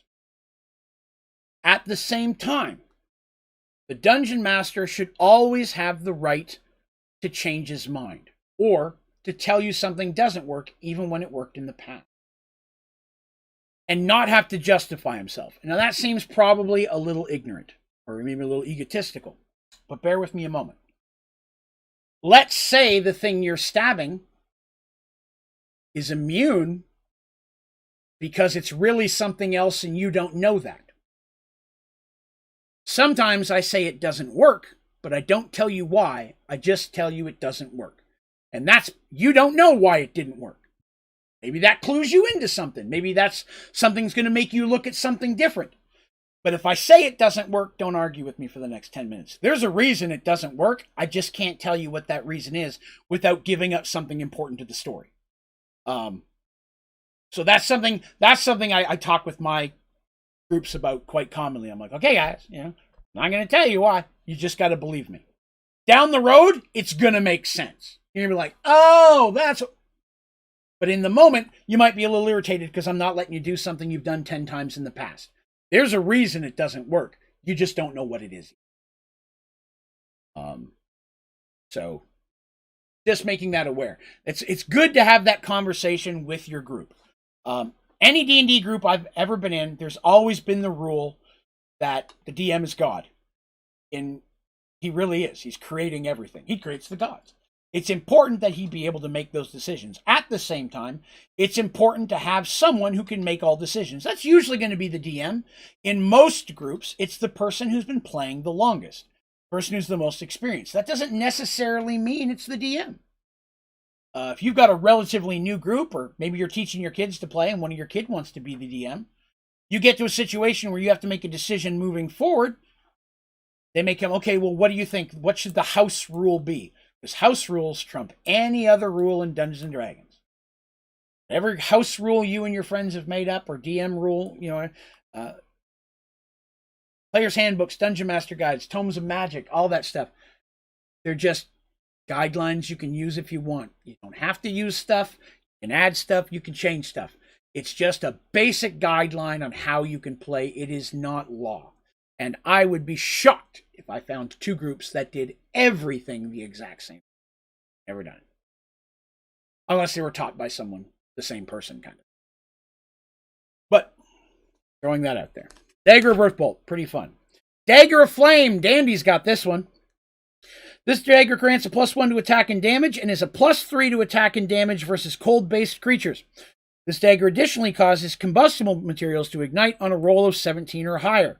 The item or person gets a save versus wands. It also will, if you're trying to light it and it's not alive, it does not get a roll. Created more as a way to make fire in the northern lands of Altum, it was soon realized how formidable it was as a weapon, especially against the ice creatures located in that area.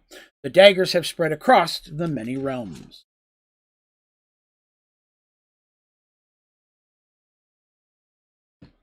Darts of Impact. Darts of Impact explode on contact with whatever they're thrown at, doing +10 damage to the regular damage of a bolt. Of a dart. These darts also grant a +2 to attack. Once a dart explodes, it's no longer usable, making these a one-shot item. Usually 1d4 darts are found together in an arm, leg, or belt strap. So a lot of times you have a strap, you They're usually a couple together at a time. But Nimble the Mage Thief became famous for his exploding darts. Underestimated by his foes, his darts commonly defeated an enemy before they even had a chance to draw their weapon. Used also as a means of forced entry, these darts aided him in many of his heights. It doesn't necessarily do hit point damage, it explodes. Throw it at a wooden door, boom, door pops open, blows it apart. Steel door maybe not so much. But it's just a fun dart to play with.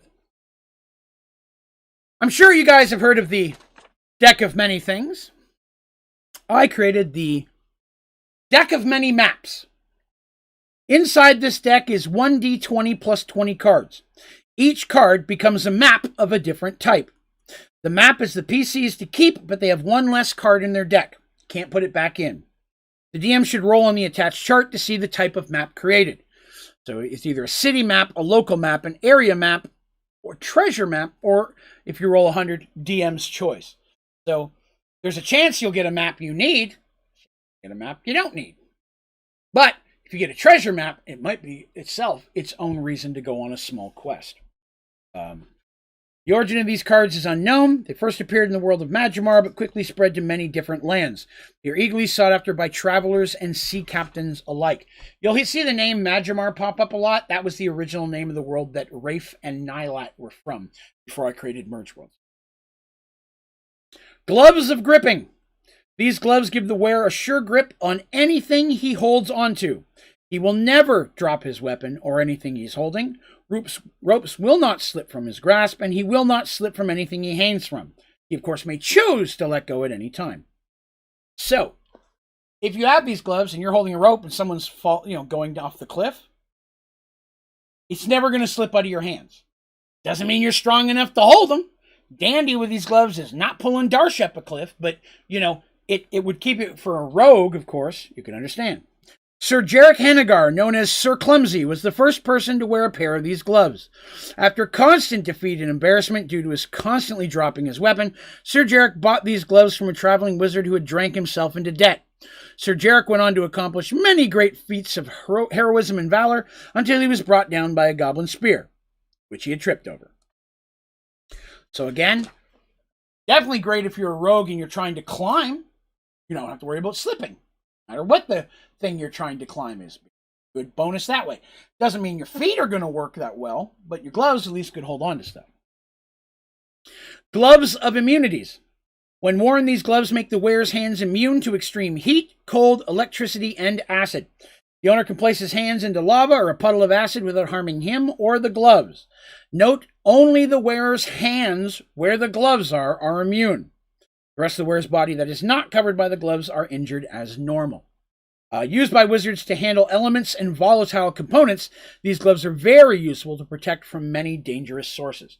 So you got to pick up something super hot, or you got to pick up something even maybe potentially magical. It never got put into play against something magical. I guess that would be more case-by-case basis.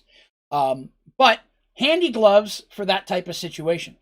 But again, it's a balanced magic item. That's the hardest part about creating a magic item, is balancing it, making it cool, but not overpowered.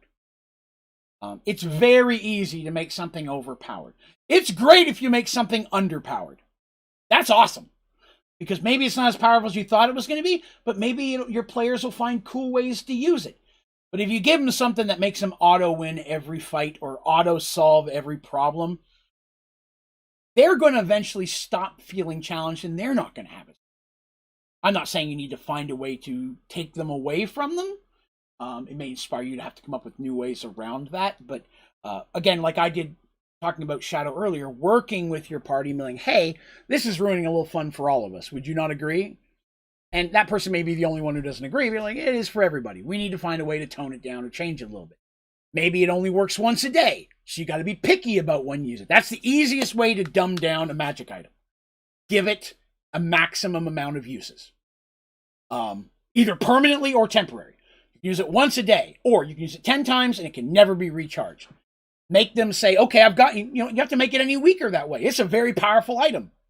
Just got to be really particular about when you want to use it. Darsh got his Boots of Charging. He doesn't use it in every fight because he can only use it once an hour. That's not good when you're in a back-to-back fights in a dungeon and stuff. You may have 5 or 6 battles in an hour. depending on what's going on. So it limits him from being the first to attack in every fight, in every situation, giving him the bonus. It's enough to make it useful. And he, like I said, he uses it less for damage, more for helping and saving people than anything else. Hammer of Mending. This magical hammer has the ability to fix broken, non-magical items of metal or stone. The item can be in no more than 2 or 3 pieces. A shattered vase, stone vase would not work.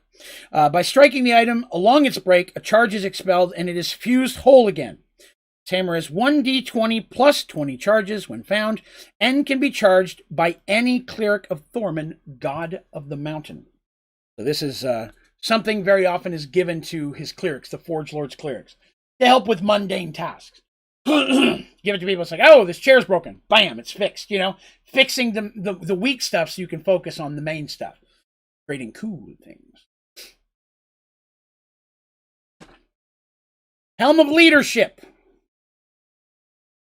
Mercy technically has one of these, though I've never really brought it up. She never really used it that much, or as much as I thought she would. And she doesn't wear it half the time, because she can't wear it and her circlet, and she prefers the circlet with the night vision. Once per day, the wearer of a Helm of Leadership can choose to activate its power, which means if you use it, you have to wait a minimum of 24 hours. All allies of either the same alignment or of the same race within 100 feet will gain a +1 to attack and damage for 5 rounds.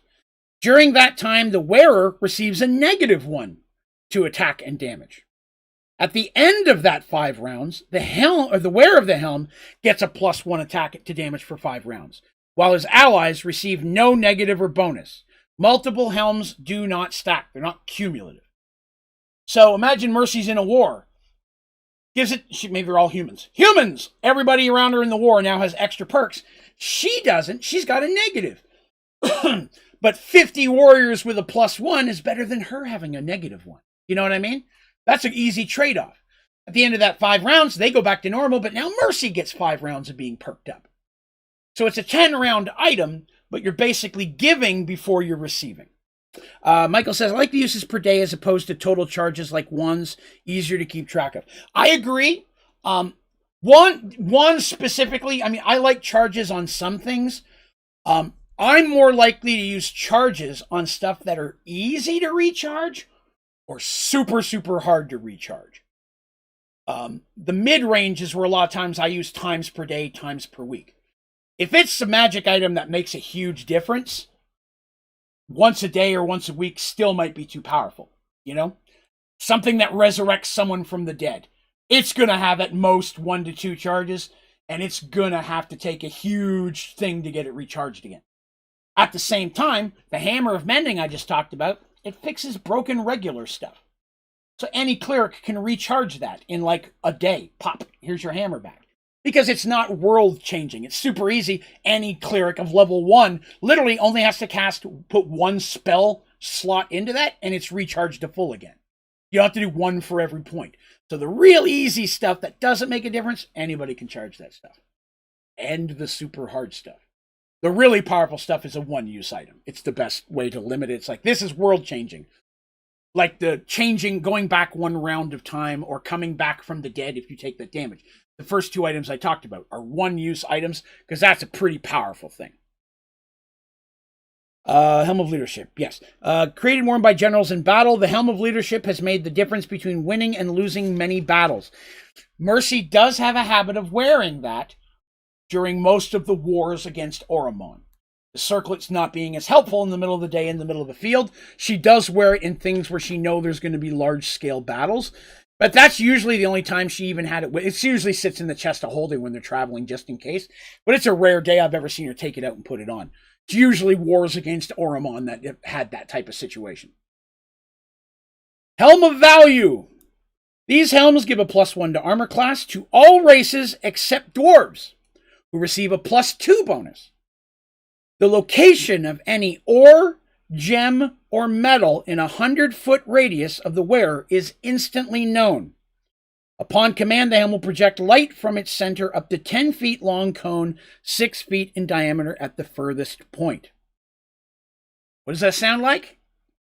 Worn by dwarven foremen in mines or on scouting missions, these helms allow the dwarf to find and locate valuable targets. These helms are also prized by treasure hunters and thieves who do most anything to get their hands on it. So it's basically a mining helmet, right? It's got a light that'll shoot out for it in a cone that lets you see. Now, most dwarves aren't going to need that. They have infravision. They don't have to worry about it. But you never know. The second thing is, of course, the ability to be like, you're digging a hole, and you're like, wait. There's gold 100 feet this way. All right, everybody starts digging that way. What a great item to have. At the same time, you're a thief sneaking into someone's house, and you're trying to find where the hidden treasure is. A large part of silver over here. Oh, what's this gold? A bunch of golden dishes. It'll attract you to anything of value. Metals, ores, and gems. So, again, most commonly used in those two situations, but you never know how a PC might find a way to use it. This one is ungodly powerful. I've only given it once. Liquid armor. Armor of this type is always found in a large silver decanter approximately 6 inches by 3 inches by 10 inches. When poured onto the body, it will wrap around the wearer, completely covering him or her from foot to neck, not the head. The decanter then attaches as a belt pouch. The armor is hard and metallic to the touch, but bends with the wearer like a layer of clothing. This armor does not inhibit movement or sound in any way.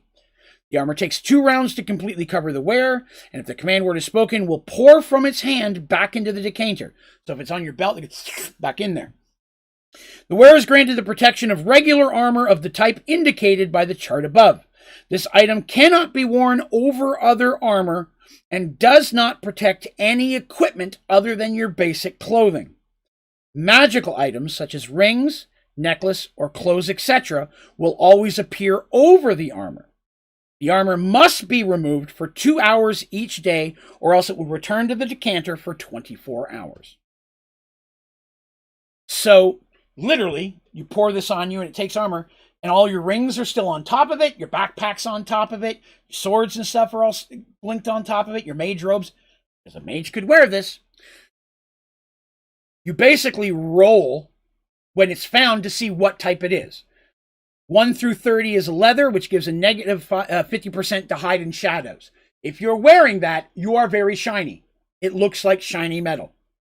Going to be hard to hide with that. 31 to 60, chain, but it's chain armor, but can only be worn by a warrior and rogue only. 61 to 85 is scale mail. It can be worn by anyone, but you cannot cast spells while wearing it. Plate, field plate, the same thing. Although if you are a class that does not normally allow plate or field plate, you will suffer no negatives to movement. But it may affect you different ways that you're not used to. Armor of this type is always found in a large silver flask of the size that I mentioned. So it can be powerful, but you got to take it off for 2 hours a day or you lose it for 24 hours. Which sucks if you've been in a big battle or war and you're on the battlefield. You can't just take it off for 2 hours because you got no other armor on. Will not work if you're wearing armor. This is a fun one. Mana Stones. Mana Stones contain the essence of magic. Each stone can cast a single spell and it can cast that spell once per day. The spell contained within the stone can be any wizard's spell, but can never be changed. The wizard must be wearing the stone either in the form of jewelry or in an article of his clothing, his weapon, or his hand. The casting time for any spell cast from a mana stone is instantaneous. There is only one stone of any spell. There are no duplicate stones. What that means is that there's a stone out there for every wizard spell that exists. That stone will cast that spell once a day. Still got to be a wizard to use it. It only works for a wizard. You have to have the ability to at least cast a wizard spell, but it's free. It doesn't count against your slots. So when you find it, whatever that spell is, that's the only spell it'll ever be. Write it into your robe, hook it up to your staff, whatever. But it can't just be in your hand and be like, I cast a spell. It's got to be somehow worn or adorned. You can make them into jewelry and things. There is a hole through them that you could run a rope or a chain or something through, or a leather thong. but you can't like damage them or like put them in. If you put them into a ring, it has to be removable. It can't, it won't be in there forever. Someone can still pop the gem out and ruin the ring. Created by mages long past, the secret to their creation has been lost to time. It is rumored that there is one stone for almost every spell. It is also believed that if a person could gather enough of the stones, that together they would unlock a more powerful spell or item never before seen. Exactly what that is, no one knows. Morning Star of Blinding. This weapon gives a +3 to attack and damage. Whenever someone is struck by a Morning Star of Blinding, they must make a saving throw versus spell or be blinded for 1d4 + 1 rounds. Creatures without eyes or with other forms of extra sensors are uninhibited, but all others receive a -5 to all attacks and damage. Creatures with the blind fighting proficiency are also unaffected after the first round. Second edition, blind fighting is a non-weapon proficiency you could take, which means you can fight in the dark without a negative. Luke Skywalker style. Basically, it's like having Jedi skills almost, except somebody who can see in the dark still gets bonuses against you. But you may not get a negative to attack because you're hearing things, the sound of the breathing, the so on and so on. Used commonly by clerics of dark gods. Their use is outlawed by most good holy orders of knights or clerics. Not going to find that in a good paladin's hands. Oil of the Night. This black oil does not reflect light in any way, rendering whatever it covers to be near invisible at night or in poorly lit areas. Each container found contains 1d4 application. One application is enough to cover half of a man-sized creature and his equipment. At night or in a very poorly lit space, the character regains a 95% hide and shadow percentage. During the day or in a well-lit area, the character will appear as a solid black shape like a shadow. Any application will last 1d4 + 1 turns, at which time it fades away. Oil of the Night may be removed at any time by normal water. So, if you're trying to sneak in somewhere, really, really good.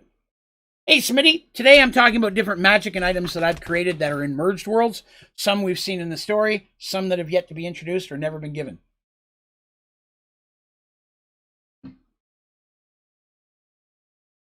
The next is called Oil of Removal.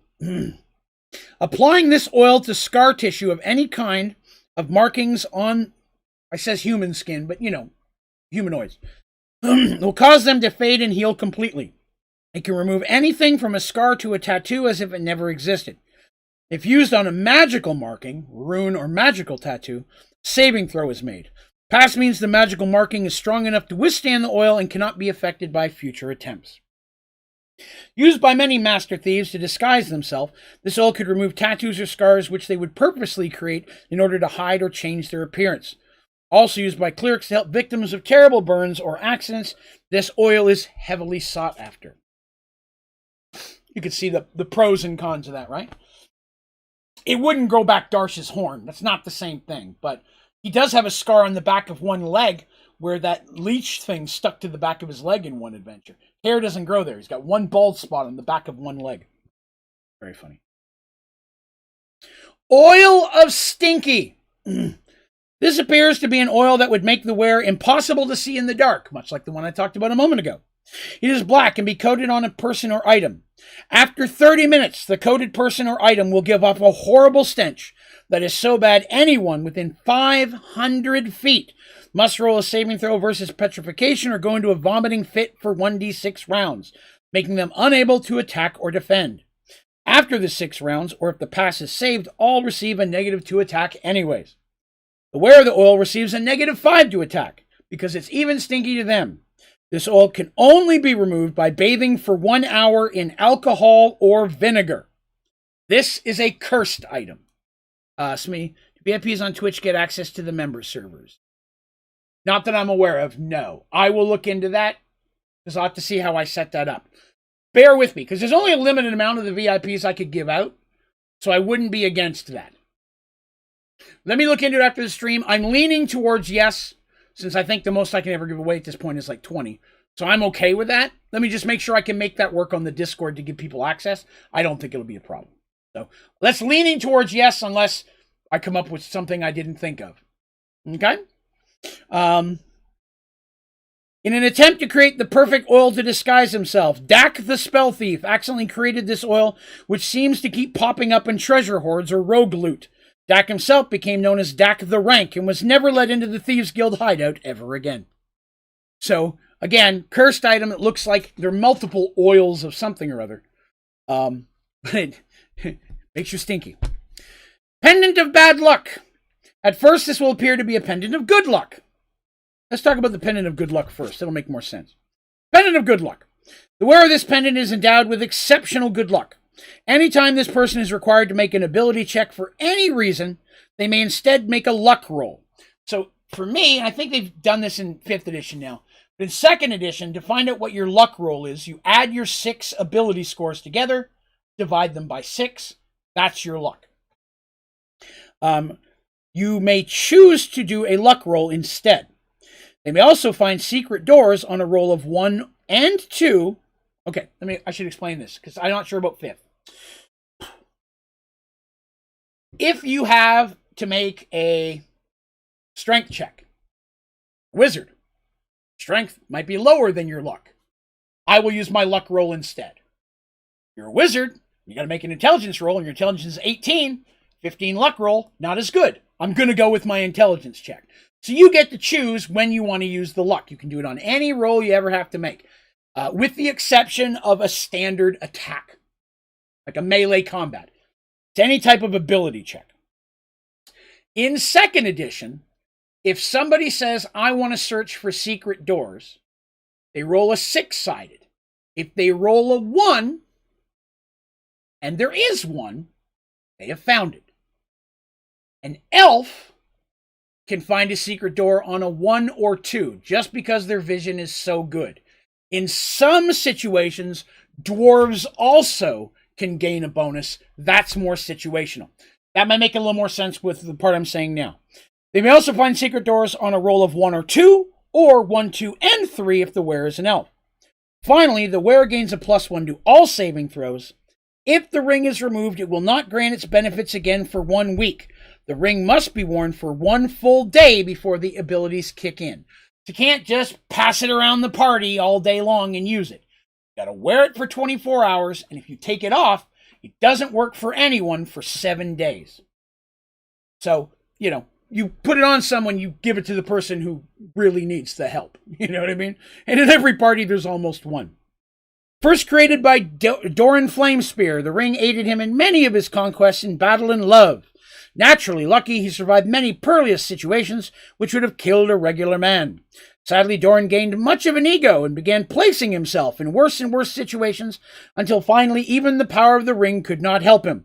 The ring and many of its copies remain lost. We got a few potions now. Potion of Deep Sleep. Drinking a potion of deep sleep causes the PC to immediately fall asleep. The character will sleep for 4 hours, and in that time, nothing short of receiving 20 or more points of damage will wake him. At the end of the 4 hours, they will wake up and be completely refreshed, as if they slept for a long rest. Each potion found contains 1d4 plus 1 doses, or what we normally call them draughts, or can't remember the other word off the top of my head. Yeah, multiple draughts are cumulative. So, if you were to chug it, because here, in 2nd edition, if you rest for 8 hours, you get 1 hit point back. Not a lot. Not a big perk. I had other ways to help the players. This lets you gain 5 hit points back. That's still, it's a 400% increase. So drinking a few would knock you out for 8 hours, but you gain 10. So if you're going to sleep for 8 hours anyways, why not, right? Originally created as a poison or kidnapping tool, Potion of Deep Sleep has many different uses. Commonly used by commanders to enable the troops to rest quickly after a long battle or march, these potions have been known to make the difference in many battles. Potion of Thirst. 1 sip from a Potion of Thirst will completely quench the PC's thirst no matter how long it's been since the PC's last had a drink. Furthermore, the PC's health is restored as if they'd been drinking water regularly. Also, after taking a sip, the PC has no need to drink any liquid for 48 hours. Each potion contains 1d20 sips. So you think about that. 1d20. So if you roll the 20, you could go 40 days without ever drinking, other than one little sip of this bottle. Not too shabby. First created in the deserts of Athos, one sip from this potion will quench the strongest thirst and survive long periods of time between drinks. The knowledge of its creation has become quite common, but is rarely found outside of the desert territories. Potion of Trust. Drinking this entire potion gives the PC a temporary boost to 18 charisma for 1d4 plus 1 turns. Easy enough. Often sold as a love potion, the Potion of Trust can indeed assist in matters of the heart, although many find that once it wears off, they may have bitten off more than they can chew. Here's one you guys have heard of before. Ring of Central Teleportation. This ring is magically connected to a centering stone, which is a small black obelisk about 12 inches high covered in runes. When the command word is spoken, the wearer is immediately teleported to within 10 feet of the centering stone, but not into a solid object. The ring may only be used once per month as a 30-day cooldown. After it has been used, it must be charged with spell energy. I got rid of that part, now that I think about it. Yeah, I got rid of the recharge. The 30-day was the only recharge. Created by wizards as an easy way to escape a bad situation or just a quick route home, the Ring of Central Teleportation will allow the wearer to teleport to the location of its center stone. Highly useful and guarded, these rings are rare and not easily relinquished. The Ring of Chance. The wearer of this ring will know 75% of the time if he's going to win at games of chance. This means cards, dice, or any form of gambling. For example, while playing chess, he goes to move his queen. Just before he does so, if he makes a successful roll, he'll know that moving her would cause him to lose. Just before throwing dice or betting during cards, he would receive the same roll. The DM makes a check before the game begins to see whether or not the PC will win. The wearer also receives unusual luck, so he will win 75% of the time as well. The DM makes a check before the game begins to see whether or not they will win. So it's important for me to know ahead of time. Used most commonly by thieves and gamblers, the Ring of Chance has made many their fortunes. These rings are very rare and treasured by their owners. So the reason I have to know ahead of time is when he rolls, right, or I roll for him, whatever the case is, I tell him yes or no. If it didn't work, he doesn't know. You know what I mean? So if he says, "Okay, I'm going to roll. I'm going to move my queen in chess." I roll. Right, I rolled an 85. I didn't get it. You don't know. You do it or not. You have to still make that choice. But if you roll 75, so I need to know if he's going to win or lose ahead of time. Since if he says, "I'm going to make the thing anyways," because I'm not going to make him read out to me the whole chess thing. Right? If he says, "I'm going to do it," we normally would just do a game kind of thing. Chess, no one's ever played chess in D&D, in my group. Ring of Cloning. Hey, I just gave one of these away today. This ring gives the wearer the ability to create an exact copy of himself up to 30 yards away. The copy will appear exactly as the wearer is, dressed, physical condition, so on, and will move the same as the wearer does. If the wearer speaks, his voice will come out of the copy instead of his own body. The copy itself is an illusion with no substance. It will pass through objects and is unable to affect the world around it. The copy cannot appear around corners or on the other side of walls unless the wearer can see it. If I was up high, I could put it 30 feet below because I can look down. The copy will last for 1 turn, which is 10 rounds, and then cannot be created again for an hour. So, if I'm like, and you come attack it and that's not really me, that kind of thing. You could use it for, trying to throw people off your scent if you need to, or lead someone into an ambush or a trap. It would be very good for that. Artemis had one of these for a short while. Ring of Insect Minion. This ring has the ability to summon an insect to act as a temporary familiar. The ring will summon a random insect, if any are available, from up to 30 yards away. Then the owner may command that insect to go anywhere up to 50 yards away and decide sight or sound. You got to pick at the beginning. For the next 10 rounds, the owner can either see what the insect sees or may hear what the insect hears. At the end of 10 rounds, the insect is no longer under the ring's sway and may continue on its way. The ring is then dormant for 1 hour. Any insect over 2 feet in size gains a saving throw to negate the ring's influence. Yes, you guys got the Ring of Cloning today, although no one's wearing it yet. That she had that, and I don't think I told it in the story if I did. But I want to say, if I remember correctly, when they were trying to infiltrate the bad guys in the forest when they were after the Firestone, before they knew it was Zarin in there, she used a bee to spy on the camp to see how many people were there and its layout. I want to say that's the only time I ever remember her really using that. And I want to say it was lost for some reason. Again, she collects rings. For all I know, she still has it. That's the time I never remember. Here we go. Ring of Natural Fortitude. This ring gives the wearer an additional 10 maximum hit points. These hit points automatically heal at the beginning of the day, additional to anything gained through rest. These hit points are always used first when taking damage and cannot be healed in any other way other than its natural daily recharge.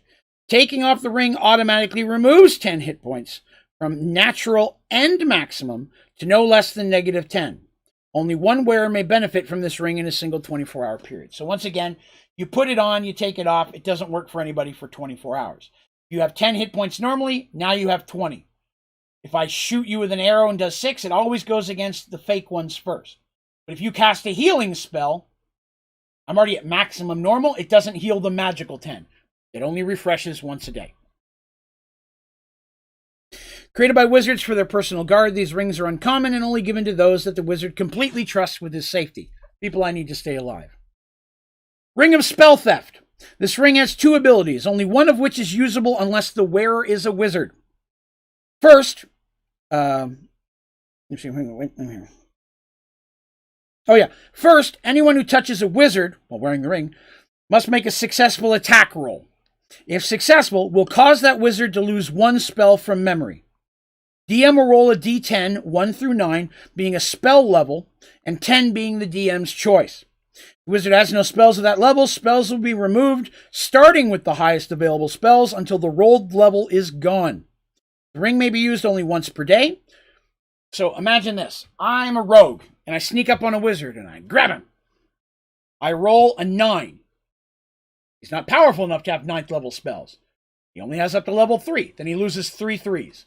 Or a 5 and a 4. He's going to lose the highest level starting first, and then it will filter down until it's used it all, or there's just no way to do it.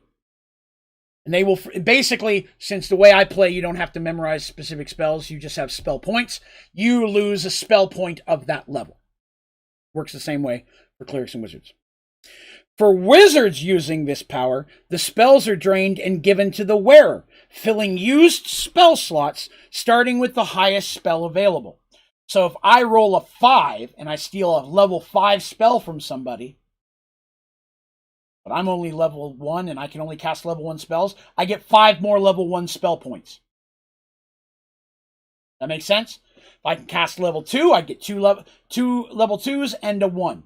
That 5 would be distributed amongst whatever spell levels I can cast, starting with the highest.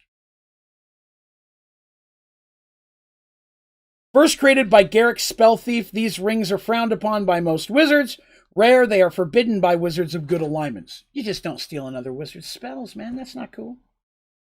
I adore this next one, and I've never had an opportunity to give it away. The Robe of Many Critters.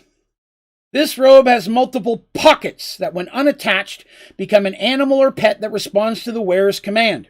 Each pet has a specific purpose or function and can perform only a single action. If a critter is killed or lost, the pocket will reappear in 30 days. A critter can only be formed for 1 hour unless otherwise noted. For example, you could pull the cat one, can be used as a spy, and you may ask it 3 yes or no questions, and it will answer you yes or no. Was there a wizard in there? It would meow like once for yes, 2 for no kind of thing. The dog will guard a PC and warn of danger for 8 hours. Sparrow, used as a scout, also can do 3 yes or no questions. You can understand those are the same, but having one that can fly versus one that could sneak into a house, a little bit more. Yes. Monkey, minor chores or actions, just like the Unseen Servant spell. Unseen Servant, I don't think is in 5th edition anymore, but basically, it could sweep for you, it could do the dishes, it could do basic stuff. Wizards will use it for some menial tasks. Parrot can deliver a message, 10 words or less, and it will go to wherever, as long as you know where the person is you're sending it, it will stay a parrot until it delivers the message or it's been killed. So if you're like, hey, I'm in Paxawal and I need a message to go to Mercy in Serenity, it will take you a month to fly there. It'll fly there for a month. As soon as it gives it the message, poof, the parrot's gone. But it'll speak up to 10 words. Fish, you get to choose salt or freshwater. Used as a scout or spy. Again, can answer 3 yes or no questions. A wolf can track by scent, 75% accuracy. Or a chicken lays 3 eggs per day, 25% chance it lays a special egg. What are the special eggs? DM's choice. I put a note in here, be ingenuitive. Created to allow the solar traveler some assistance as well as security. The first of these were worn by mages and clerics who worshipped the goddess Saoirse, but now can be found almost anywhere. Saoirse being the goddess of nature on Mergedworlds. You pull the pocket, bam, wolf, bam, this. I kind of modeled that after there's a robe of, what is it called? It's something the same way. It works the same way, but it's a ladder. It's a bucket. It's, I can't remember exactly which one's called, but it exists already. So I like the same idea, but I did with critters. This is an awesome one. Robe of Shelter. When the command word is given, this robe attaches to the surface where the wearer is standing and pops out to form a round one-man tent. The wearer may slip down into it to find a small, warm, dry space, complete with bedroll, candle, and pillow. All pockets located inside the robe are accessible, and the robe may open to create a small door. When the door is closed, the inside always stays dry and maintains a comfortable temperature regardless of what it is outside. The ground will always be dry and clean inside, no matter what surface it was on before the tent is erected. The command word can be given again to return the robe to its regular form. So you're like, command word, and then you just slide down into your robe, and you're in a little one-man tent, just enough room for you to lay down, dry, little candle until you want it to go out. You could be in the soaking rain, standing in mud or swamp. It's dry inside for you, but it's only big enough for you. Can't bring another person in. Because it always matches the size of the robes, like magical rings, will adjust to the size in many situations. First created by Jandril the Posh, a wealthy mage of the Blue Circle. Tired of having to put up a tent on cold, wet ground, he created this robe as a comfortable place to sleep and rest on his travels. Very popular with the wealthy, these can be found in many different areas. That was a fun one. Rod of Duplication. This rod has the ability to create an exact copy of any non-living, non-magical object. The rod must be touched against the item or material and the command word spoken. Size and weight determine the amount of charge expended during use. The rod cannot duplicate anything bigger than 5 square feet or 300 pounds. This rod cannot be recharged. So once used, it's done. So if it's under 5 pounds, it's 1 charge, 5 to 20 pounds, 2 charge, 20, so on and so forth. So, created during the Age of Might, these rods were used to double the amount of food or weapons of a village by a traveling cleric, because it'll work. Non-living, non-magical. Won't work on a tree, but it would work on a wooden spear, because it's not alive anymore, if you understand what I'm saying. So, I can use it to increase food, any of that kind of stuff. There's a lot, you can imagine a lot of uses for that. I could reproduce a chair, a painting of value. It says non-magical. Doesn't say non-valuable. I find a 5,000 perfect gold piece diamond. I now have 2 of them. That kind of a situation. You can use it to duplicate just about anything non-living, non-magical. The Rod of Sacrifice. The Rod of Sacrifice allows the priest using it to sacrifice his own hit points to another person. The priest must touch the rod to the intended recipient and say the command word.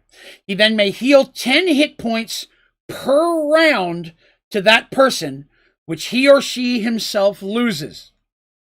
Each round of transfer takes 1 charge, and if the priest uses 3 charges in a row, he or she will pass out for 1d10 rounds. The priest is also incapable of granting more hit points than he or she himself has. This rod may be recharged. So it's a great way to throw some heals out in an emergency at the sacrifice of the healer's own life force.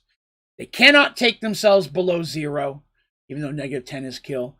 If you used 3 charges to heal 30, you're unconscious. And it doesn't round up. If you have 25, 25 is the most you can give. A 10, a 10, and a 5. You still pass out. It's 3 charges.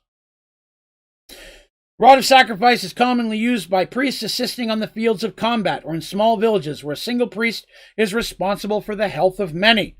There have been occasions where a priest has given his life through the rod, though it is very rare, because over time it can have a negative effect. This one's based off of Magic the Gathering.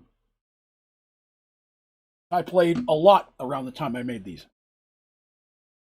Scroll, Circle of Protection. These scrolls grant the priest the ability to create a circle of protection around himself and his allies up to a maximum of 5 targets, including himself. Each additional target protected with the circle lowers the defense bonus by +1 for each circle. Each circle will last for 1 turn or dispelled by a priest of level 12 or higher.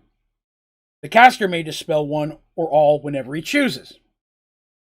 While protected by a circle, a person may not use or cast items or spells of which the circle protects against. Attempting to do so negates the circle for that person. Unlike other scrolls, a circle of protection is not destroyed after it's used. Instead, the writing jumbles for 24 hours, making it impossible to recast. What's up, Turtle? Oh, hey, I'm just going over magic items and artifacts from Merged Worlds and beyond that I've created over the years. So, when you find this scroll, you roll to see which one it is. If it is a scroll protection red, immunity from any normal fires and a +5 versus magical fires or earth spells. That's dragon breath, force fire, +5. Regular fires, which technically would be a forest fire, you're immune to. While you stand there, you can't move. Protection white, immunity to electricity and a +5 versus magical electricity or energy spells. Blue, immunity to extreme cold, +5 versus magical, cold, or water spells. Green, invisibility to normal animals, +5 versus nature and animal spells. Black, repel unintelligent undead, +5 versus undead spells or abilities. And artifacts, +5 versus magic items or artifacts. So, if you find the one of artifacts and you drop that on you and your allies, as long as they stay in the circle, someone's attacking you with a sword +3, it's +5 versus that. They would lose the +3. Basically how that works. Because it's a saving throw, basically, in that situation. So the purpose of it is to cast as well. That scroll can be used once every 24 hours to cast that circle. The circle lasts for 1 hour. If you have 2 of those scrolls that are different, you can cast them both. They are cumulative. But not only does it protect you from those things, your allies in the circles can't do it either. So if there's a mage in there, the mage can't cast a fireball. The circle is now obsolete from them. Even though they're standing there, they lose that protection. So it can also limit your ability to do things during that stream. Scroll of Hidden Messages. Any message written on the scroll will turn invisible once the scroll is rolled up. Anyone looking at it would see a blank piece of parchment. If detected for magic, the entire scroll would glow, but not the message. The scroll itself is immune to all forms of fire, and in fact, placing into fire will cause the message to reappear. Rolling the scroll inside out after the message has been revealed will cause the writing to permanently disappear, making the scroll usable again. Secret messages. Passing on. Would a police have a reason for that? Who do I know? Not all magic items are designed with a specific use. It's up to you to figure out how to use them. Scroll of Messaging. These scrolls can be found single or in pairs. Each scroll is linked to another, so there's a pair of them always, even though you may not find them both. And writing on one will make the image or writing appear on the other scroll. Drawing a line through the message on either scroll will cause that message to disappear on both. Each scroll can send 1 message per 24 hours at maximum. The scroll does not grant the ability to read, so the person reading the message must be able to understand the language written. There is no maximum distance, and it works across planes. That's pretty powerful. But if you find one which is usually the case, you send a message, you don't know who's got the other one. And that in itself could be a fun little adventure hook. Sheath of Holding. This sheath appears to be for a dagger-length blade. In fact, it can hold any sword, dagger, or knife within. The hand and hilt remain the same size, but the blade disappears into the sheath. The sheath itself is 6 inches long and will firmly hold the weapon regardless its size or magical type. So I can pull a great big claymore and slide it in, even though it's wider than this thing. That's a key. It doesn't have to be, it'll literally slide in just like normal. And as I'm pulling it up, you'll see it being wider than the dagger. That's awesome if you're climbing and you don't want a big sword. But the handle, imagine this. Imagine a little dagger sheath with a great big sword handle on top. That's what it looks like. Again, a fun thing. I'm sure there'd be cool ways to use it. Hiding a weapon, maybe. No, well, if they identify it, if they cast Identify, normally it will let them know what the magic item is. There are a few things that don't work that way, including cursed items. But if you cast Identify, it normally tells you what it is and how it works. It won't tell you who's got the other one, though. Tell me if this sounds familiar, because I'm cheesy, and this is one of the very earliest ones I wrote. Shield of Hurling. The shield grants a +1 to armor class. It may also be used as a throwable weapon. If hurled, it grants a +1 to attack and counts as a +1 weapon. It will do 1d6 points of damage plus any strength bonuses, and then immediately return to the owner's hand. The owner must make a successful dexterity check or he will not catch the weapon and it will be dropped. To be thrown and caught, the owner must not have anything else in his hands. He will also lose the AC bonus of the shield for the following round.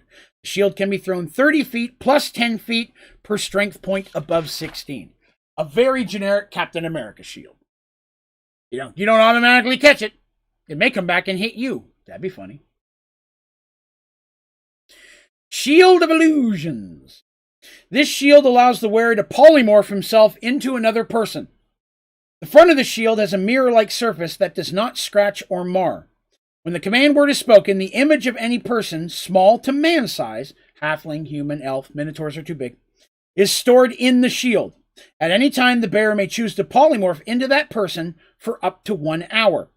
At the end of this time, the bearer may not polymorph again for 24 hours.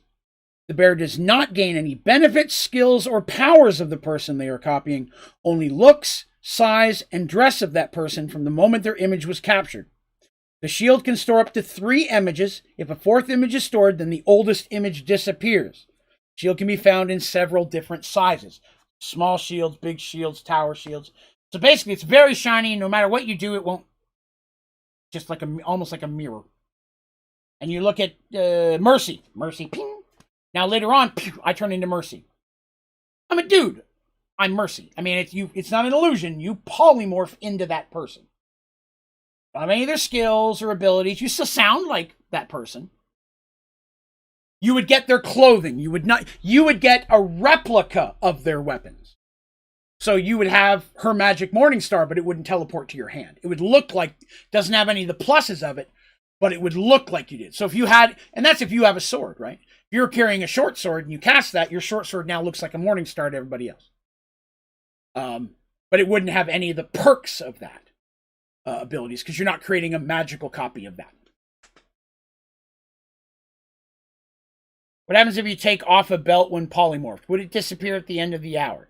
Yes, it would. And things like that, removing clothing and stuff, that's been a point of contention in a lot of different groups I've talked to. Because, let's just say one character's going to have sex with somebody else.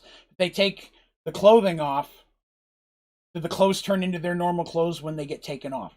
The way we kind of decided on our group is once whatever's on you polymorphs with you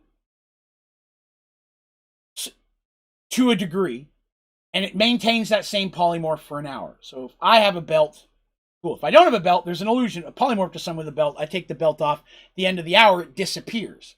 My belt turns into my belt. There are some differences.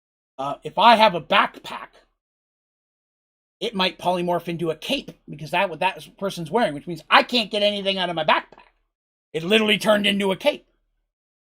So you may lose access to some of your own things by turning into someone else. It is important that you dressed the way they were dressed when you saw them. So if Mercy's walking around the castle and you copy Mercy, but she didn't have any of her weapons on her, you couldn't reproduce her in a different outfit later. It would be what it was at the time that you capture the message. Skeleton key.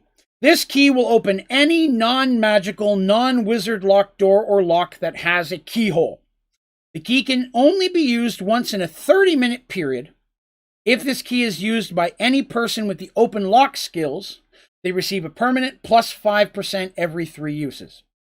The character will be unaware of this until he's experienced, negative 5% every 3 uses. The character will be unaware of this until he's experienced the first loss of skill points. So, this skeleton key opens up everything. But if you're a rogue, because again, in 2nd edition, rogues had points that they could spend on their abilities. So let's say you have the basic abilities, which were open, find and remove traps, pickpockets, open locks, climbing, read languages, move silently, hide in shadows. I'm probably missing one. Pick locks being one of those. And say you have a 20% chance on all of them. Every time a rogue levels, they're given 30 points to spend, divided amongst however they want on those skills. So if they want to be better at finding root tracks, they can do that, but they're not going to be as good at hiding in shadows. So what this does is if you're a rogue who has that ability, every 3 times you use the key, that ability loses 5 points, but you don't know it until you try to use it without the key. And at that moment, I say you have to roll 35 or under. No, mine's 60. Not anymore, it's not. You don't know. So it does have a negative for rogues. And the purpose of that is you're relying on it instead of your own skills. So it's kind of taking away that experience, that practice. Skull Cap of Mental Clarity. This skull cap gives a +1 to wearer's armor class. It grants them full immunity to any mind-based spells of which they are the only target, like ESP, Charm Person, etc. It grants the wearer 50% immunity to all mind spells that affect multiple targets. These immunities also count against beneficial spells as well. So if someone tries to cast Sleep on me, I'm immune. If you cast Sleep on the party, I got a 50% chance of being immune. If something happens and I'm loopy for whatever reason, something's going on, you're trying to cast a spell to make me better, I'm immune to that too. If it would affect my mind in any way, and I'm the only target, I'm immune to it. Pro or con. Most of them are going to be con, but there's a few pros out there. Staff of Bubbles. This staff gives a +2 attack and damage. On a successful attack, the target must save versus staff or be trapped inside a giant bubble. The bubble will pop after receiving 20 points of damage from a sharp or bladed weapon, although you have a -2 to attack if you're inside the bubble. People can't attack it from the outside to help you. Once a target saves, he cannot be trapped by a bubble from the same staff again. The bubbles are only large enough to work on man-sized or smaller creatures. If a creature stays inside a bubble for more than 5 rounds, he will pass out from lack of oxygen. After 10 rounds, the trapped person will suffocate to death. So, padap, I catch Dandy. Dandy starts stabbing it with a dagger. As long as she can do 20 points of damage in 5 rounds, the bubble pops. Darsh runs up, 1 20-point hit, bubble pops. But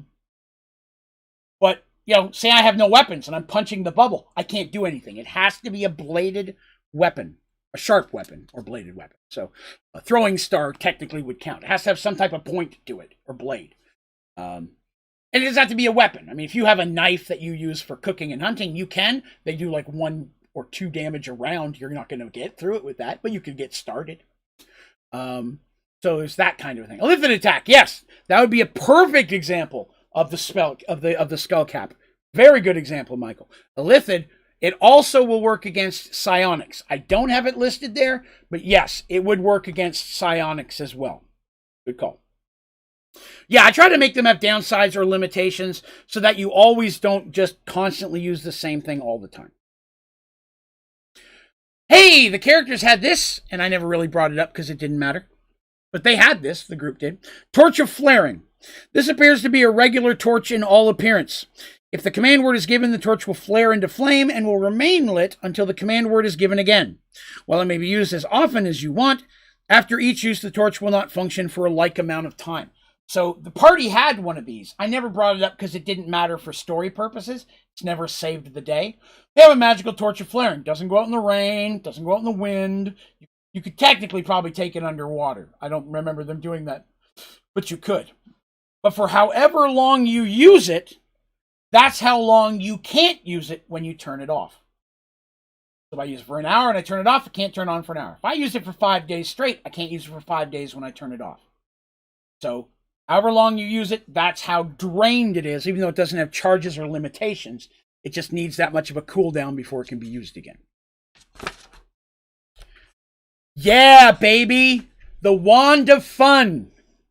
When the wand is pointed at a non-living, non-magical object of under 5-foot radius and the command word spoken, a d20 is rolled and the item is transformed into the item on the chart above. The wand always identifies as another kind of beneficial wand. It can usually be bound with 1d20 plus 10 charges. This wand is rechargeable, but why would you want to? To answer your question, why not leave it indefinitely? No, that's great if you have it in your castle. But if you're traveling on a boat or on a horse, or you're trying to hide in a dark underground area in the drow, you don't want that lit up, right? Majority of the time, you don't need it. We look at our group, all 4 of them can see in the dark because of Mercy's circlet. Now, granted, we get Michael in there, or Ulrich, some of them, they can't. But if you wanted to stick it in your bedroom or your tower or your house and leave it on all the time, totally could. Always possible. Wand of Fun. So I'm pointing this at a non-magical, non-living object under 5 feet. So you can't cast it at a person. Excuse me. Can't cast it on a magic item. Exactly. Then you can't use it for a year. Right. So if you're in a common area, you can just light up a regular torch. Just do that. But in a pinch, they had it when they were down in Corriman and they were fighting all the crazy demons and stuff down there. They could literally just drop it in a fight and it will stay lit until one of them picks it up. So there was always some form of light when they needed it. So with the Wand of Fun, I'm whipping it out and I smack it at your chair or whatever I decide, a tapestry or, an old cauldron. If I roll a 1, I'm just going to read what it turns into. A tree, a frog, a bottle full of something, a diamond, a bird, a rock, a fireball, 66 damage, explosion, everybody in a 10-foot radius. 1,000 marbles, a key, unknown use, glass bead, 500 butterflies, fireworks, already lit, horseshoe, glowing moss, the same item that it was, except now made out of chocolate. Statue of the wielder, miscellaneous substance, a mouse, a bowl of soup, a miscellaneous magical item, or DM's choice. So you whip out this wand, cast it on my chair. Now it's a chocolate chair. It's not going to support Darsh anymore. Yes, the key could be miscellaneous magical item. I could give you something way off the wall with that, right? A mouse, it runs away. I always like the 1,000 marbles, right? I cast that on a rug. Everybody around there trying to move is going to be slipping on some marbles. You can think of ways this could be beneficial. You just don't get to pick what happens. Fireball, 66. Boy, that could be good or bad depending on your situation. That's why I put at the end, the wand is rechargeable. But why would you want to? Most people would never want to normally use this. Let me read. All of these have a source. Turtle, you weren't here at the beginning. I've been skipping some of those so I can't have time to get through them all. But each one has a basic history. Created by the Kender mages of Madramar, the Wand of Fun is always a hit at Kender parties. Meant to be a way to liven up boring situation, the Wand of Fun has become feared by any sensible race in existence. So I have a brief history for all of these. I was reading them at first, but then we weren't going to get them done all. Yep, Kender mages. The belt whip. This whip grants a +2 to attack and damage. It unwraps itself so quickly the wearer can draw and attack the same round. It rewraps itself just as quickly. When in belt form, it appears to be a normal woven belt of decent quality. So you grab the belt, you don't have to unhook it, unlatch it. You can use it and whip the same round that you're using it. Now it's a +2 weapon. It's disguised and is always drawn as if you have the quick draw skill, which is a 2nd edition non-weapon thing. Whip of Entanglement. The whip has a +1 to attack and damage. On a roll of natural 20, the whip wraps itself around the creature. The creature is man-sized. It is unable to move until it rolls a successful bend bars lift gate check. That would be a strength check in 5th edition. Let me see. Also, the bearer of this whip can choose to wrap it around non-resisting items, a branch, a chair, on a successful attack roll. The whip will release upon command. So basically, you're Indiana Jones, is the concept. I can swing over there. I can grab that chair, pull it out from underneath of you. But something that may not want to be whipped, you have to roll. You have a different chance. You have to be natural 20 to wrap around them. You like the stream? I appreciate that. If you get a chance, you go back and watch the early stuff. I covered a lot of cool ones at the beginning you weren't there. So those are magical artifacts. We may run just a smidge long today. I hadn't planned that. But I'm now going to talk to you guys about some of the artifacts I've created. Some of these I'm not going to read because it's important you don't know what they are yet. But some of them you can know, so I'm going to tell you. This is a broadsword +3 known as the Acid Wound Giver. This sword gives a +3 to attack and damage. For the next 5 rounds, 2 more points of damage are inflicted as well. Acid damage. This lasts until the 5th round after the final strike of the weapon. Additional damage is not cumulative. You can't acid them again. The acid on the blade is constant and inflicts 1d4 points of damage to anyone and anything it touches. The acid will eat through most surfaces if given enough time and contact. Well, not just them. Some of them could be in merged. I have saved for the regular Merged World story ahead. I've created some for the future that I don't want to give them away what they are now, kind of thing. So it's a sword covered in acid. As long as you're the wielder of it, it doesn't hurt you, and it comes with a sheath that is immune to the acid as well. So when sheathed, no acid leaks out, you're fine. Always found with its sheath. Created by Graken the Green, a green dragon is a gift for his human rider, Eric Woundgiver, over 1,000 years earlier on the planet of Demore. During the battle for Drakenholm, Graken was slain by an elven ballista. Eric survived the fall and managed to lead the Draken troops to victory over the elves in a bloody final charge. Soon after the battle, wrought with grief over his dragon's death, Eric took his own life with the sword. After that, the sword's whereabouts was lost. Community D&D is actually going to happen. Plus the actual Merged World story that I tell every Thursday that I'm still writing, I'm going to use some of this stuff. So, I don't want to give away that stuff either. Andalon's Satchel. Andalon was this is based on a Magic the Gathering concept. Andalon was a planewalker of incredible power. His origins have been lost in time. He traveled the plains defending the innocent and weak until using his incredible magical abilities and unique artifacts to aid him. After 1,000 years of traveling the plains, Andalon finally passed away. His death was mourned by many, and his possessions were bequeathed to his loyal followers who attempted to carry on his legacy. Now, hundreds of years later, his mighty artifacts have been lost among the many plains. Owners of the satchel should be aware that many of the creatures in it are unhappy about their situation. Some of them are powerful creatures and seek to find the satchel in order to end the link themselves. So this satchel contains small gems, amulets, and tokens that can be drawn out and used to summon a creature or beings that are linked to that item. The satchel contains 30 such items, though not all are in use. Any empty item may be attached to any living creature. To do this, the token must be held against the creature for 1 turn, 10 rounds, 10 minutes, or a drop of its blood must be touched to it. Then, as long as the creature is alive, the owner may summon it forth with the token, which must be kept in the satchel. Any token kept out of the satchel for more than 12 hours loses its link, becoming empty once again. At this time, the token will reappear inside the satchel, so if it's lost, it'll come back. The owner may use up to 3 tokens a day, but never the same one twice in a 3-day period, or more than one at a time.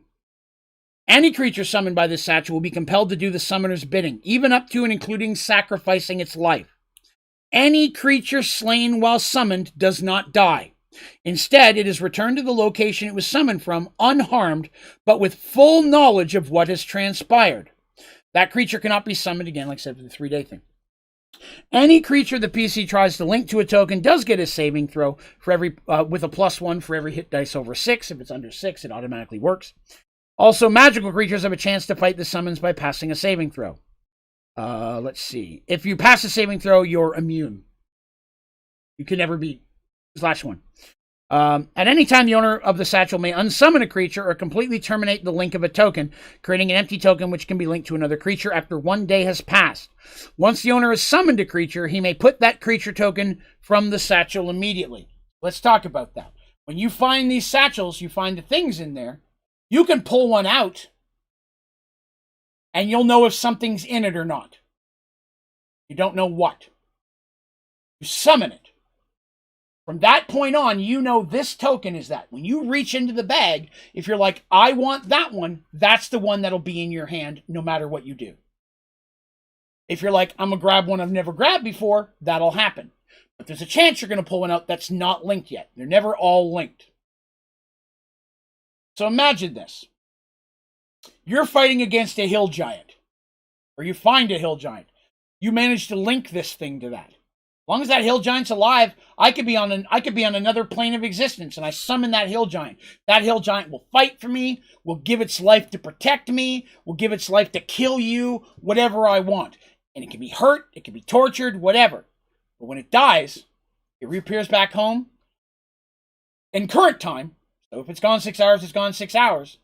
It remembers the pain, remembers you summoned it, it remembers everything that happened, and it is helpless to keep you from doing it again. Some of the things attached to these might be powerful, might be looking for you. You can bet that certain things, especially powerful things which are long-lived, the last thing a dragon wants is to be pulled out and used against its will for whatever purpose.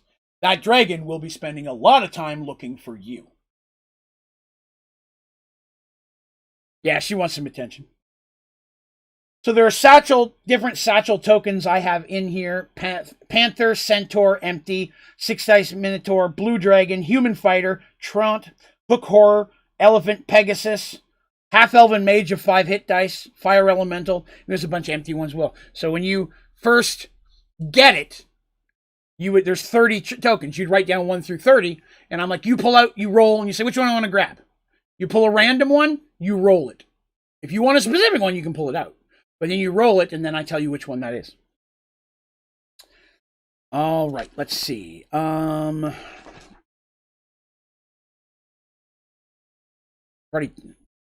told this to them today. Loki's weather dice. Rolling one of these die will immediately and drastically change the weather in a given area. The change lasts different depending on the situation.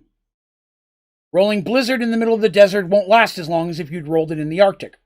There are 2 different dice, each one with the same basic powers. Each time a person rolls one of the dice, there's a 2% cumulative chance that they will become addicted to them and thereafter be forced to roll them at least once a day whenever the DM chooses.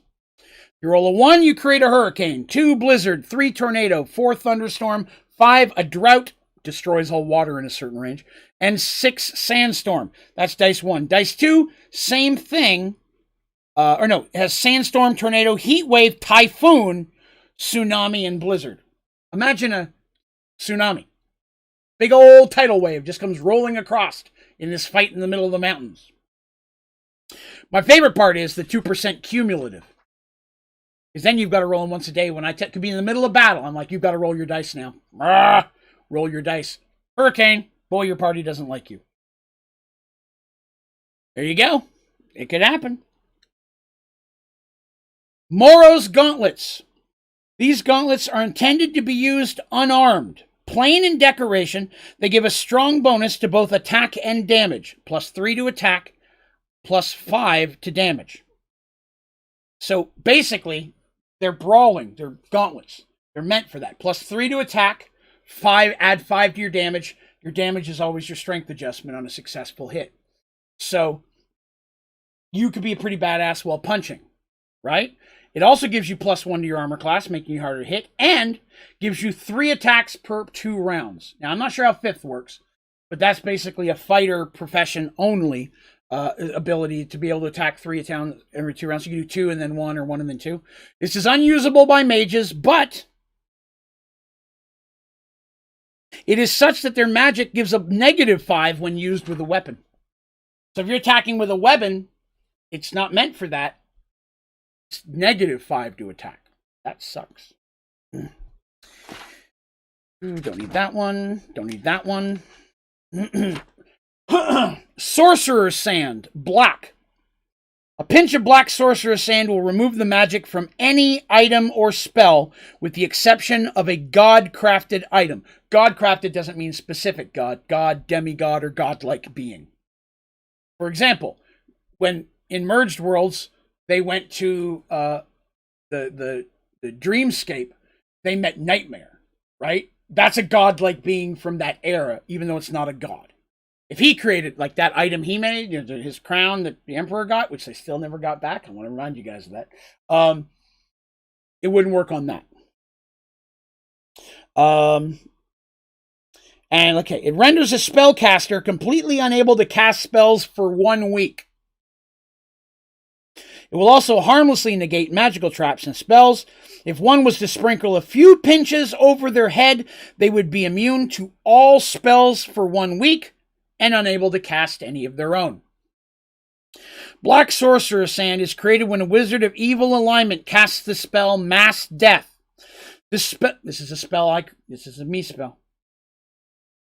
This spell is only given to worthy spellcasters by the God of Darkness himself, and can only be cast by wizards of at least 20th level. Think about that. This is the one spell that's not ruled by the god of magic, but it is a wizard spell, not a cleric. Because you can be a wizard and still worship a god of evil. You know what I mean? That's fine. You could be a good cleric and worship the god of nature. You're just not going to be a good cleric. Or, a good wizard. If you're a cleric, you're going to worship the god in particular. But if you're a wizard or a warrior or a rogue, you can do just about anything you want. It causes the wizard's complete magical energy and life force to explode from within, killing the caster and anyone of less than 10 hit dice in 1 mile radius. Every single thing that's less than level 10 in a 1 mile radius dies. This is often used by wizards as a last act before defeat, since they are utterly destroyed and their body turns into the black sand. Since it is so rarely cast, black Sorcerer's Sand is very rare, considerably rare, and considered priceless to wizards of all alignment. Because even a good cleric could use that against evil.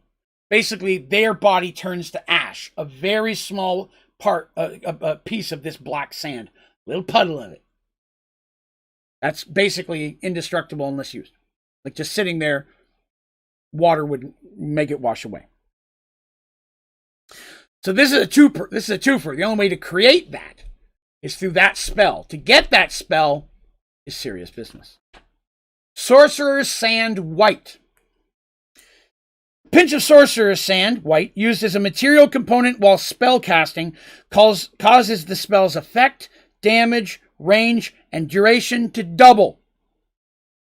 If 5 pinches are used during magic item creation, there is a 50% chance and a 20%, a plus 50% chance, 20% chance, the item will gain special artifact abilities, such as an intelligent, extra powers or charges, extra bonuses. The effect of white Sorcerer's Sand is completely negated by black Sorcerer's Sand. Sprinkling a pinch of sand over a spellcaster's head gives him a +5 versus spells for 7 days.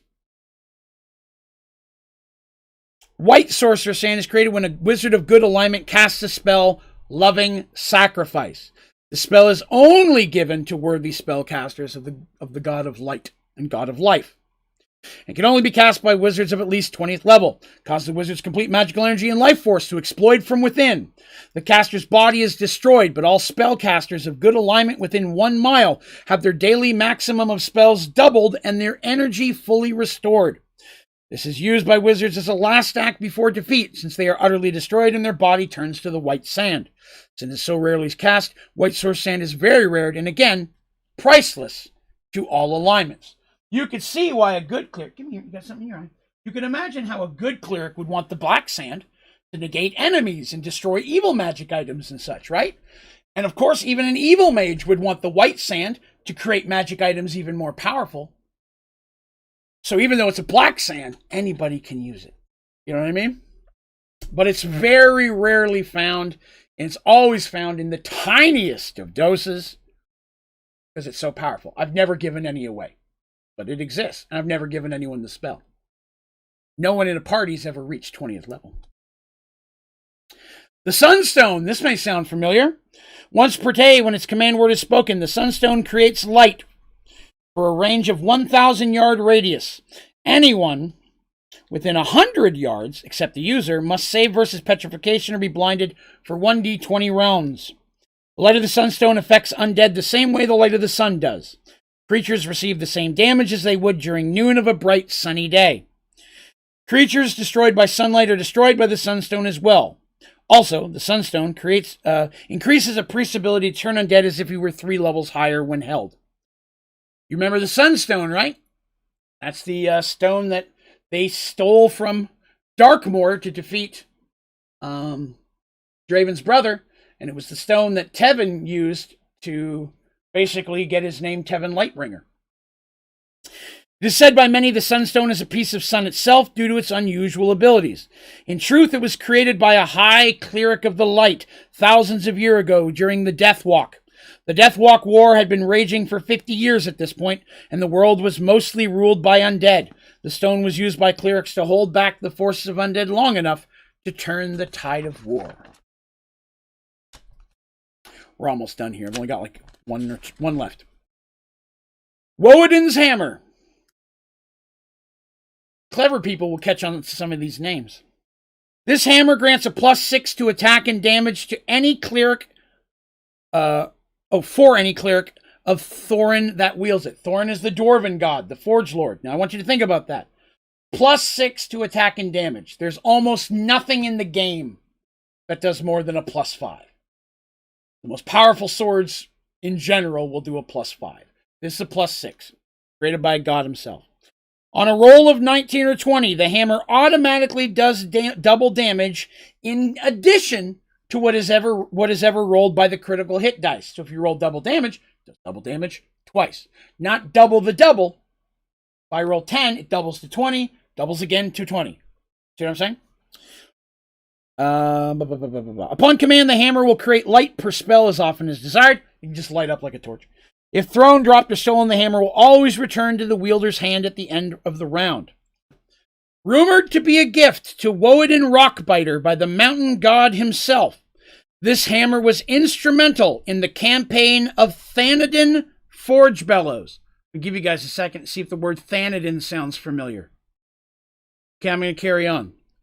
Together, the two of them led the expedition to settle the caverns that came to be the dwarven kingdom of Correction.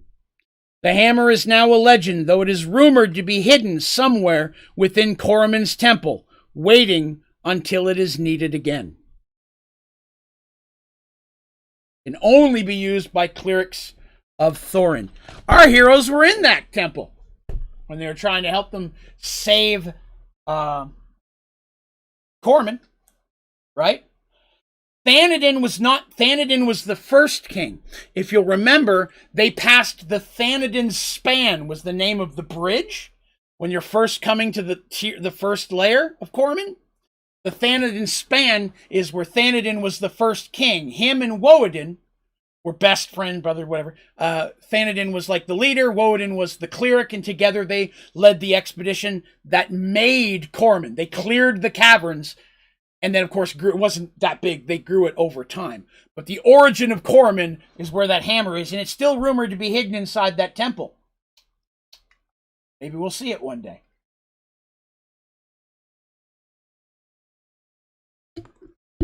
But yeah, the Thanadin Span is what I named the bridge. I have a whole lot of lore for Thanadin. The beginnings of Corman are probably what I have more lore for than any other kingdom. Followed by Oromon. But I have, when I created Corman, I have you've seen them. I have more maps for Corman than I do any of the other cities because they had to go travel through it to save it, right? So I needed to have more maps like that. But Corman is probably my favorite kingdom I've created, from scratch. Serenity's awesome. I love Serenity. But a lot of that was helped designed by the players and such, what they wanted in their cities and things. But Corman's the favorite kingdom I've created, especially the way it's designed and set up. And now that it's back up and running, and it's been like 15 plus years, right?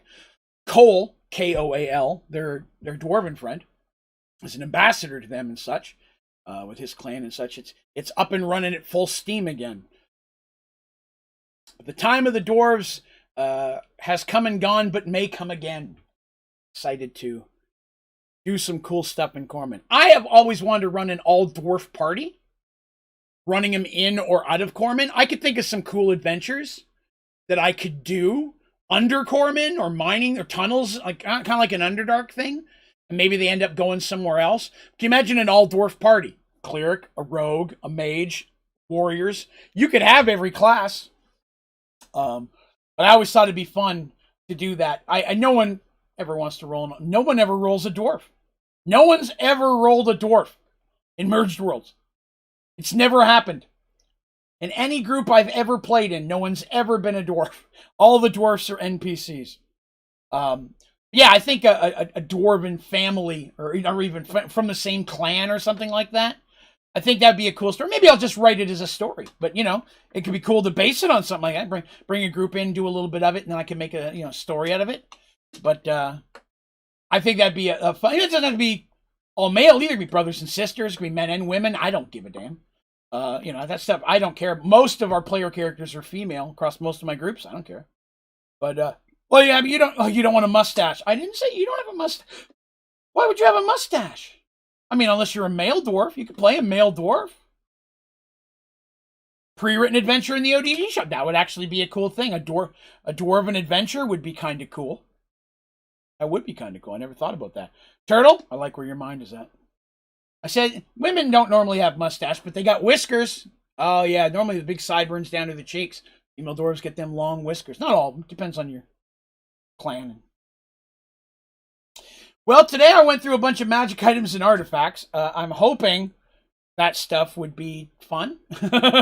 Hopefully you found this relatively interesting. I did skip some things that I couldn't tell you guys. But I went over probably 95% of what's in there. Then at the beginning, we talked about the original stuff in Merged World, the weapons they were based on, the Bassani Stones, things of that nature. I had all that stuff written down about those. That got lost in the flood that I talked about, where I lost all the really early stuff from Merged Worlds. So I lost all of that specific information, but I remember most of what it did. And the Bassani Stones and the weapons, at this point, the weapons are gone. The magical artifacts that helped create the source don't exist anymore. They merged with the central gate, and that is part of the gate. That's what unlocked Merged Worlds and let Omniana in. Omniana was in those. So those magic items don't exist anymore. The Bassani Stones are out there, and they're all on Merged Worlds. I don't, at this time, have any specific intention of bringing them back into the story, kind of because we've already played that. I've already done that, But, I mean, if Merged Worlds to keep going down the road thing, or I was to do a like a pre-written adventure, it's possible a stone could pop up somewhere. Maybe you have to return it to somebody. Maybe it's not something you keep. I don't know. But I don't have any intention of ever bringing the stones back, at least in the standard story at this point. But it could be a cool side story down the road. They're out there somewhere. Remember, those monks went out there to distribute them out into the world. That's how they got out there last time. Well, it's 10:40. We ran over by about 10 minutes. I've actually been ending shorter than later lately, so I'm kind of cool this one went long. Hopefully you guys had a good time. I loved talking about this with you guys. If you're watching this or listening to it on iTunes or Spotify later, it would be awesome if you have questions. Feel free to comment on the video if you're watching this later. You have questions about any of the items or just about magic items or artifacts. If you're a DM and you have a specific situation in, or how would you make you have a great idea for a weapon or artifact, but you're afraid it's too powered. How can you make it not so much? Feel free to reach out to me. I'm happy to brainstorm with you. You can also go to our Discord. You'll find a link for that on the top of my website, Onlydraven.com. It's open to everyone. There's a Merged Worlds thread, but that thread's really for anything Dungeons and Dragons or fantasy of nature. So if you have something you're DMing or you'd like to get my opinion on something, message me on there or something, or post on there you'd like to. I'll reach out to you. You can tell me privately if you don't want other people to see it. And I'm happy to give feedback on a story idea. People have done that quite a few times, actually. Send me, hey, what do you think about this? I'm thinking about creating this item or artifact. What do you think about? I love helping on that. I just give suggestions. I'd add this. I'd make this once a day instead of once an hour. Things like that. Help you brainstorm, come up with cool stuff. I love that stuff. I love the tech side of D&D. But that is going to do us for today. If you had a good time today, whether you're watching it today, tomorrow, or 10 years down the road, it would be awesome if you click the like button. And if you're new here, be sure to subscribe. I'm here every Thursday with Dungeons & Dragons content. Every other week is Behind the Dice, which is like this. We talk about D&D and the different aspects of it, as well as specific aspects of my campaign and how things work on Merged Worlds. Also, on the off weeks of that, every other week, I have Merged Worlds, the actual story that I'm telling the story to you folks. So, and all new stuff. So that's next week. Next Thursday will be Merged Worlds. So we'd be jumping back into the storyline where we left off. I didn't get a chance to talk to a lot of people about their thoughts about last week's episode. I'd love to hear from you guys. If anything special popped out as an interesting or not interesting, I'd like to know. But I'm going to call it a day, because I promised my wife I'd hang out with her a little after the stream. So I'm going to slide off here again. Thank you all so very much for coming. Cannot tell you how much I appreciate you listening to my stories, listening to them on iTunes and Spotify, following, subbing, rating them with 5, all that stuff you guys do. I know fan base for Merged Worlds is smaller than most of some other stuff, but damn if you guys aren't the folks that are into a content. People that are into this way more than anything else. So I really appreciate that. Thank you for letting me tell my story and my tale. It means the world to me that I get to do so. All right? You folks have yourselves a wonderful evening, and I hopefully will see you again very soon.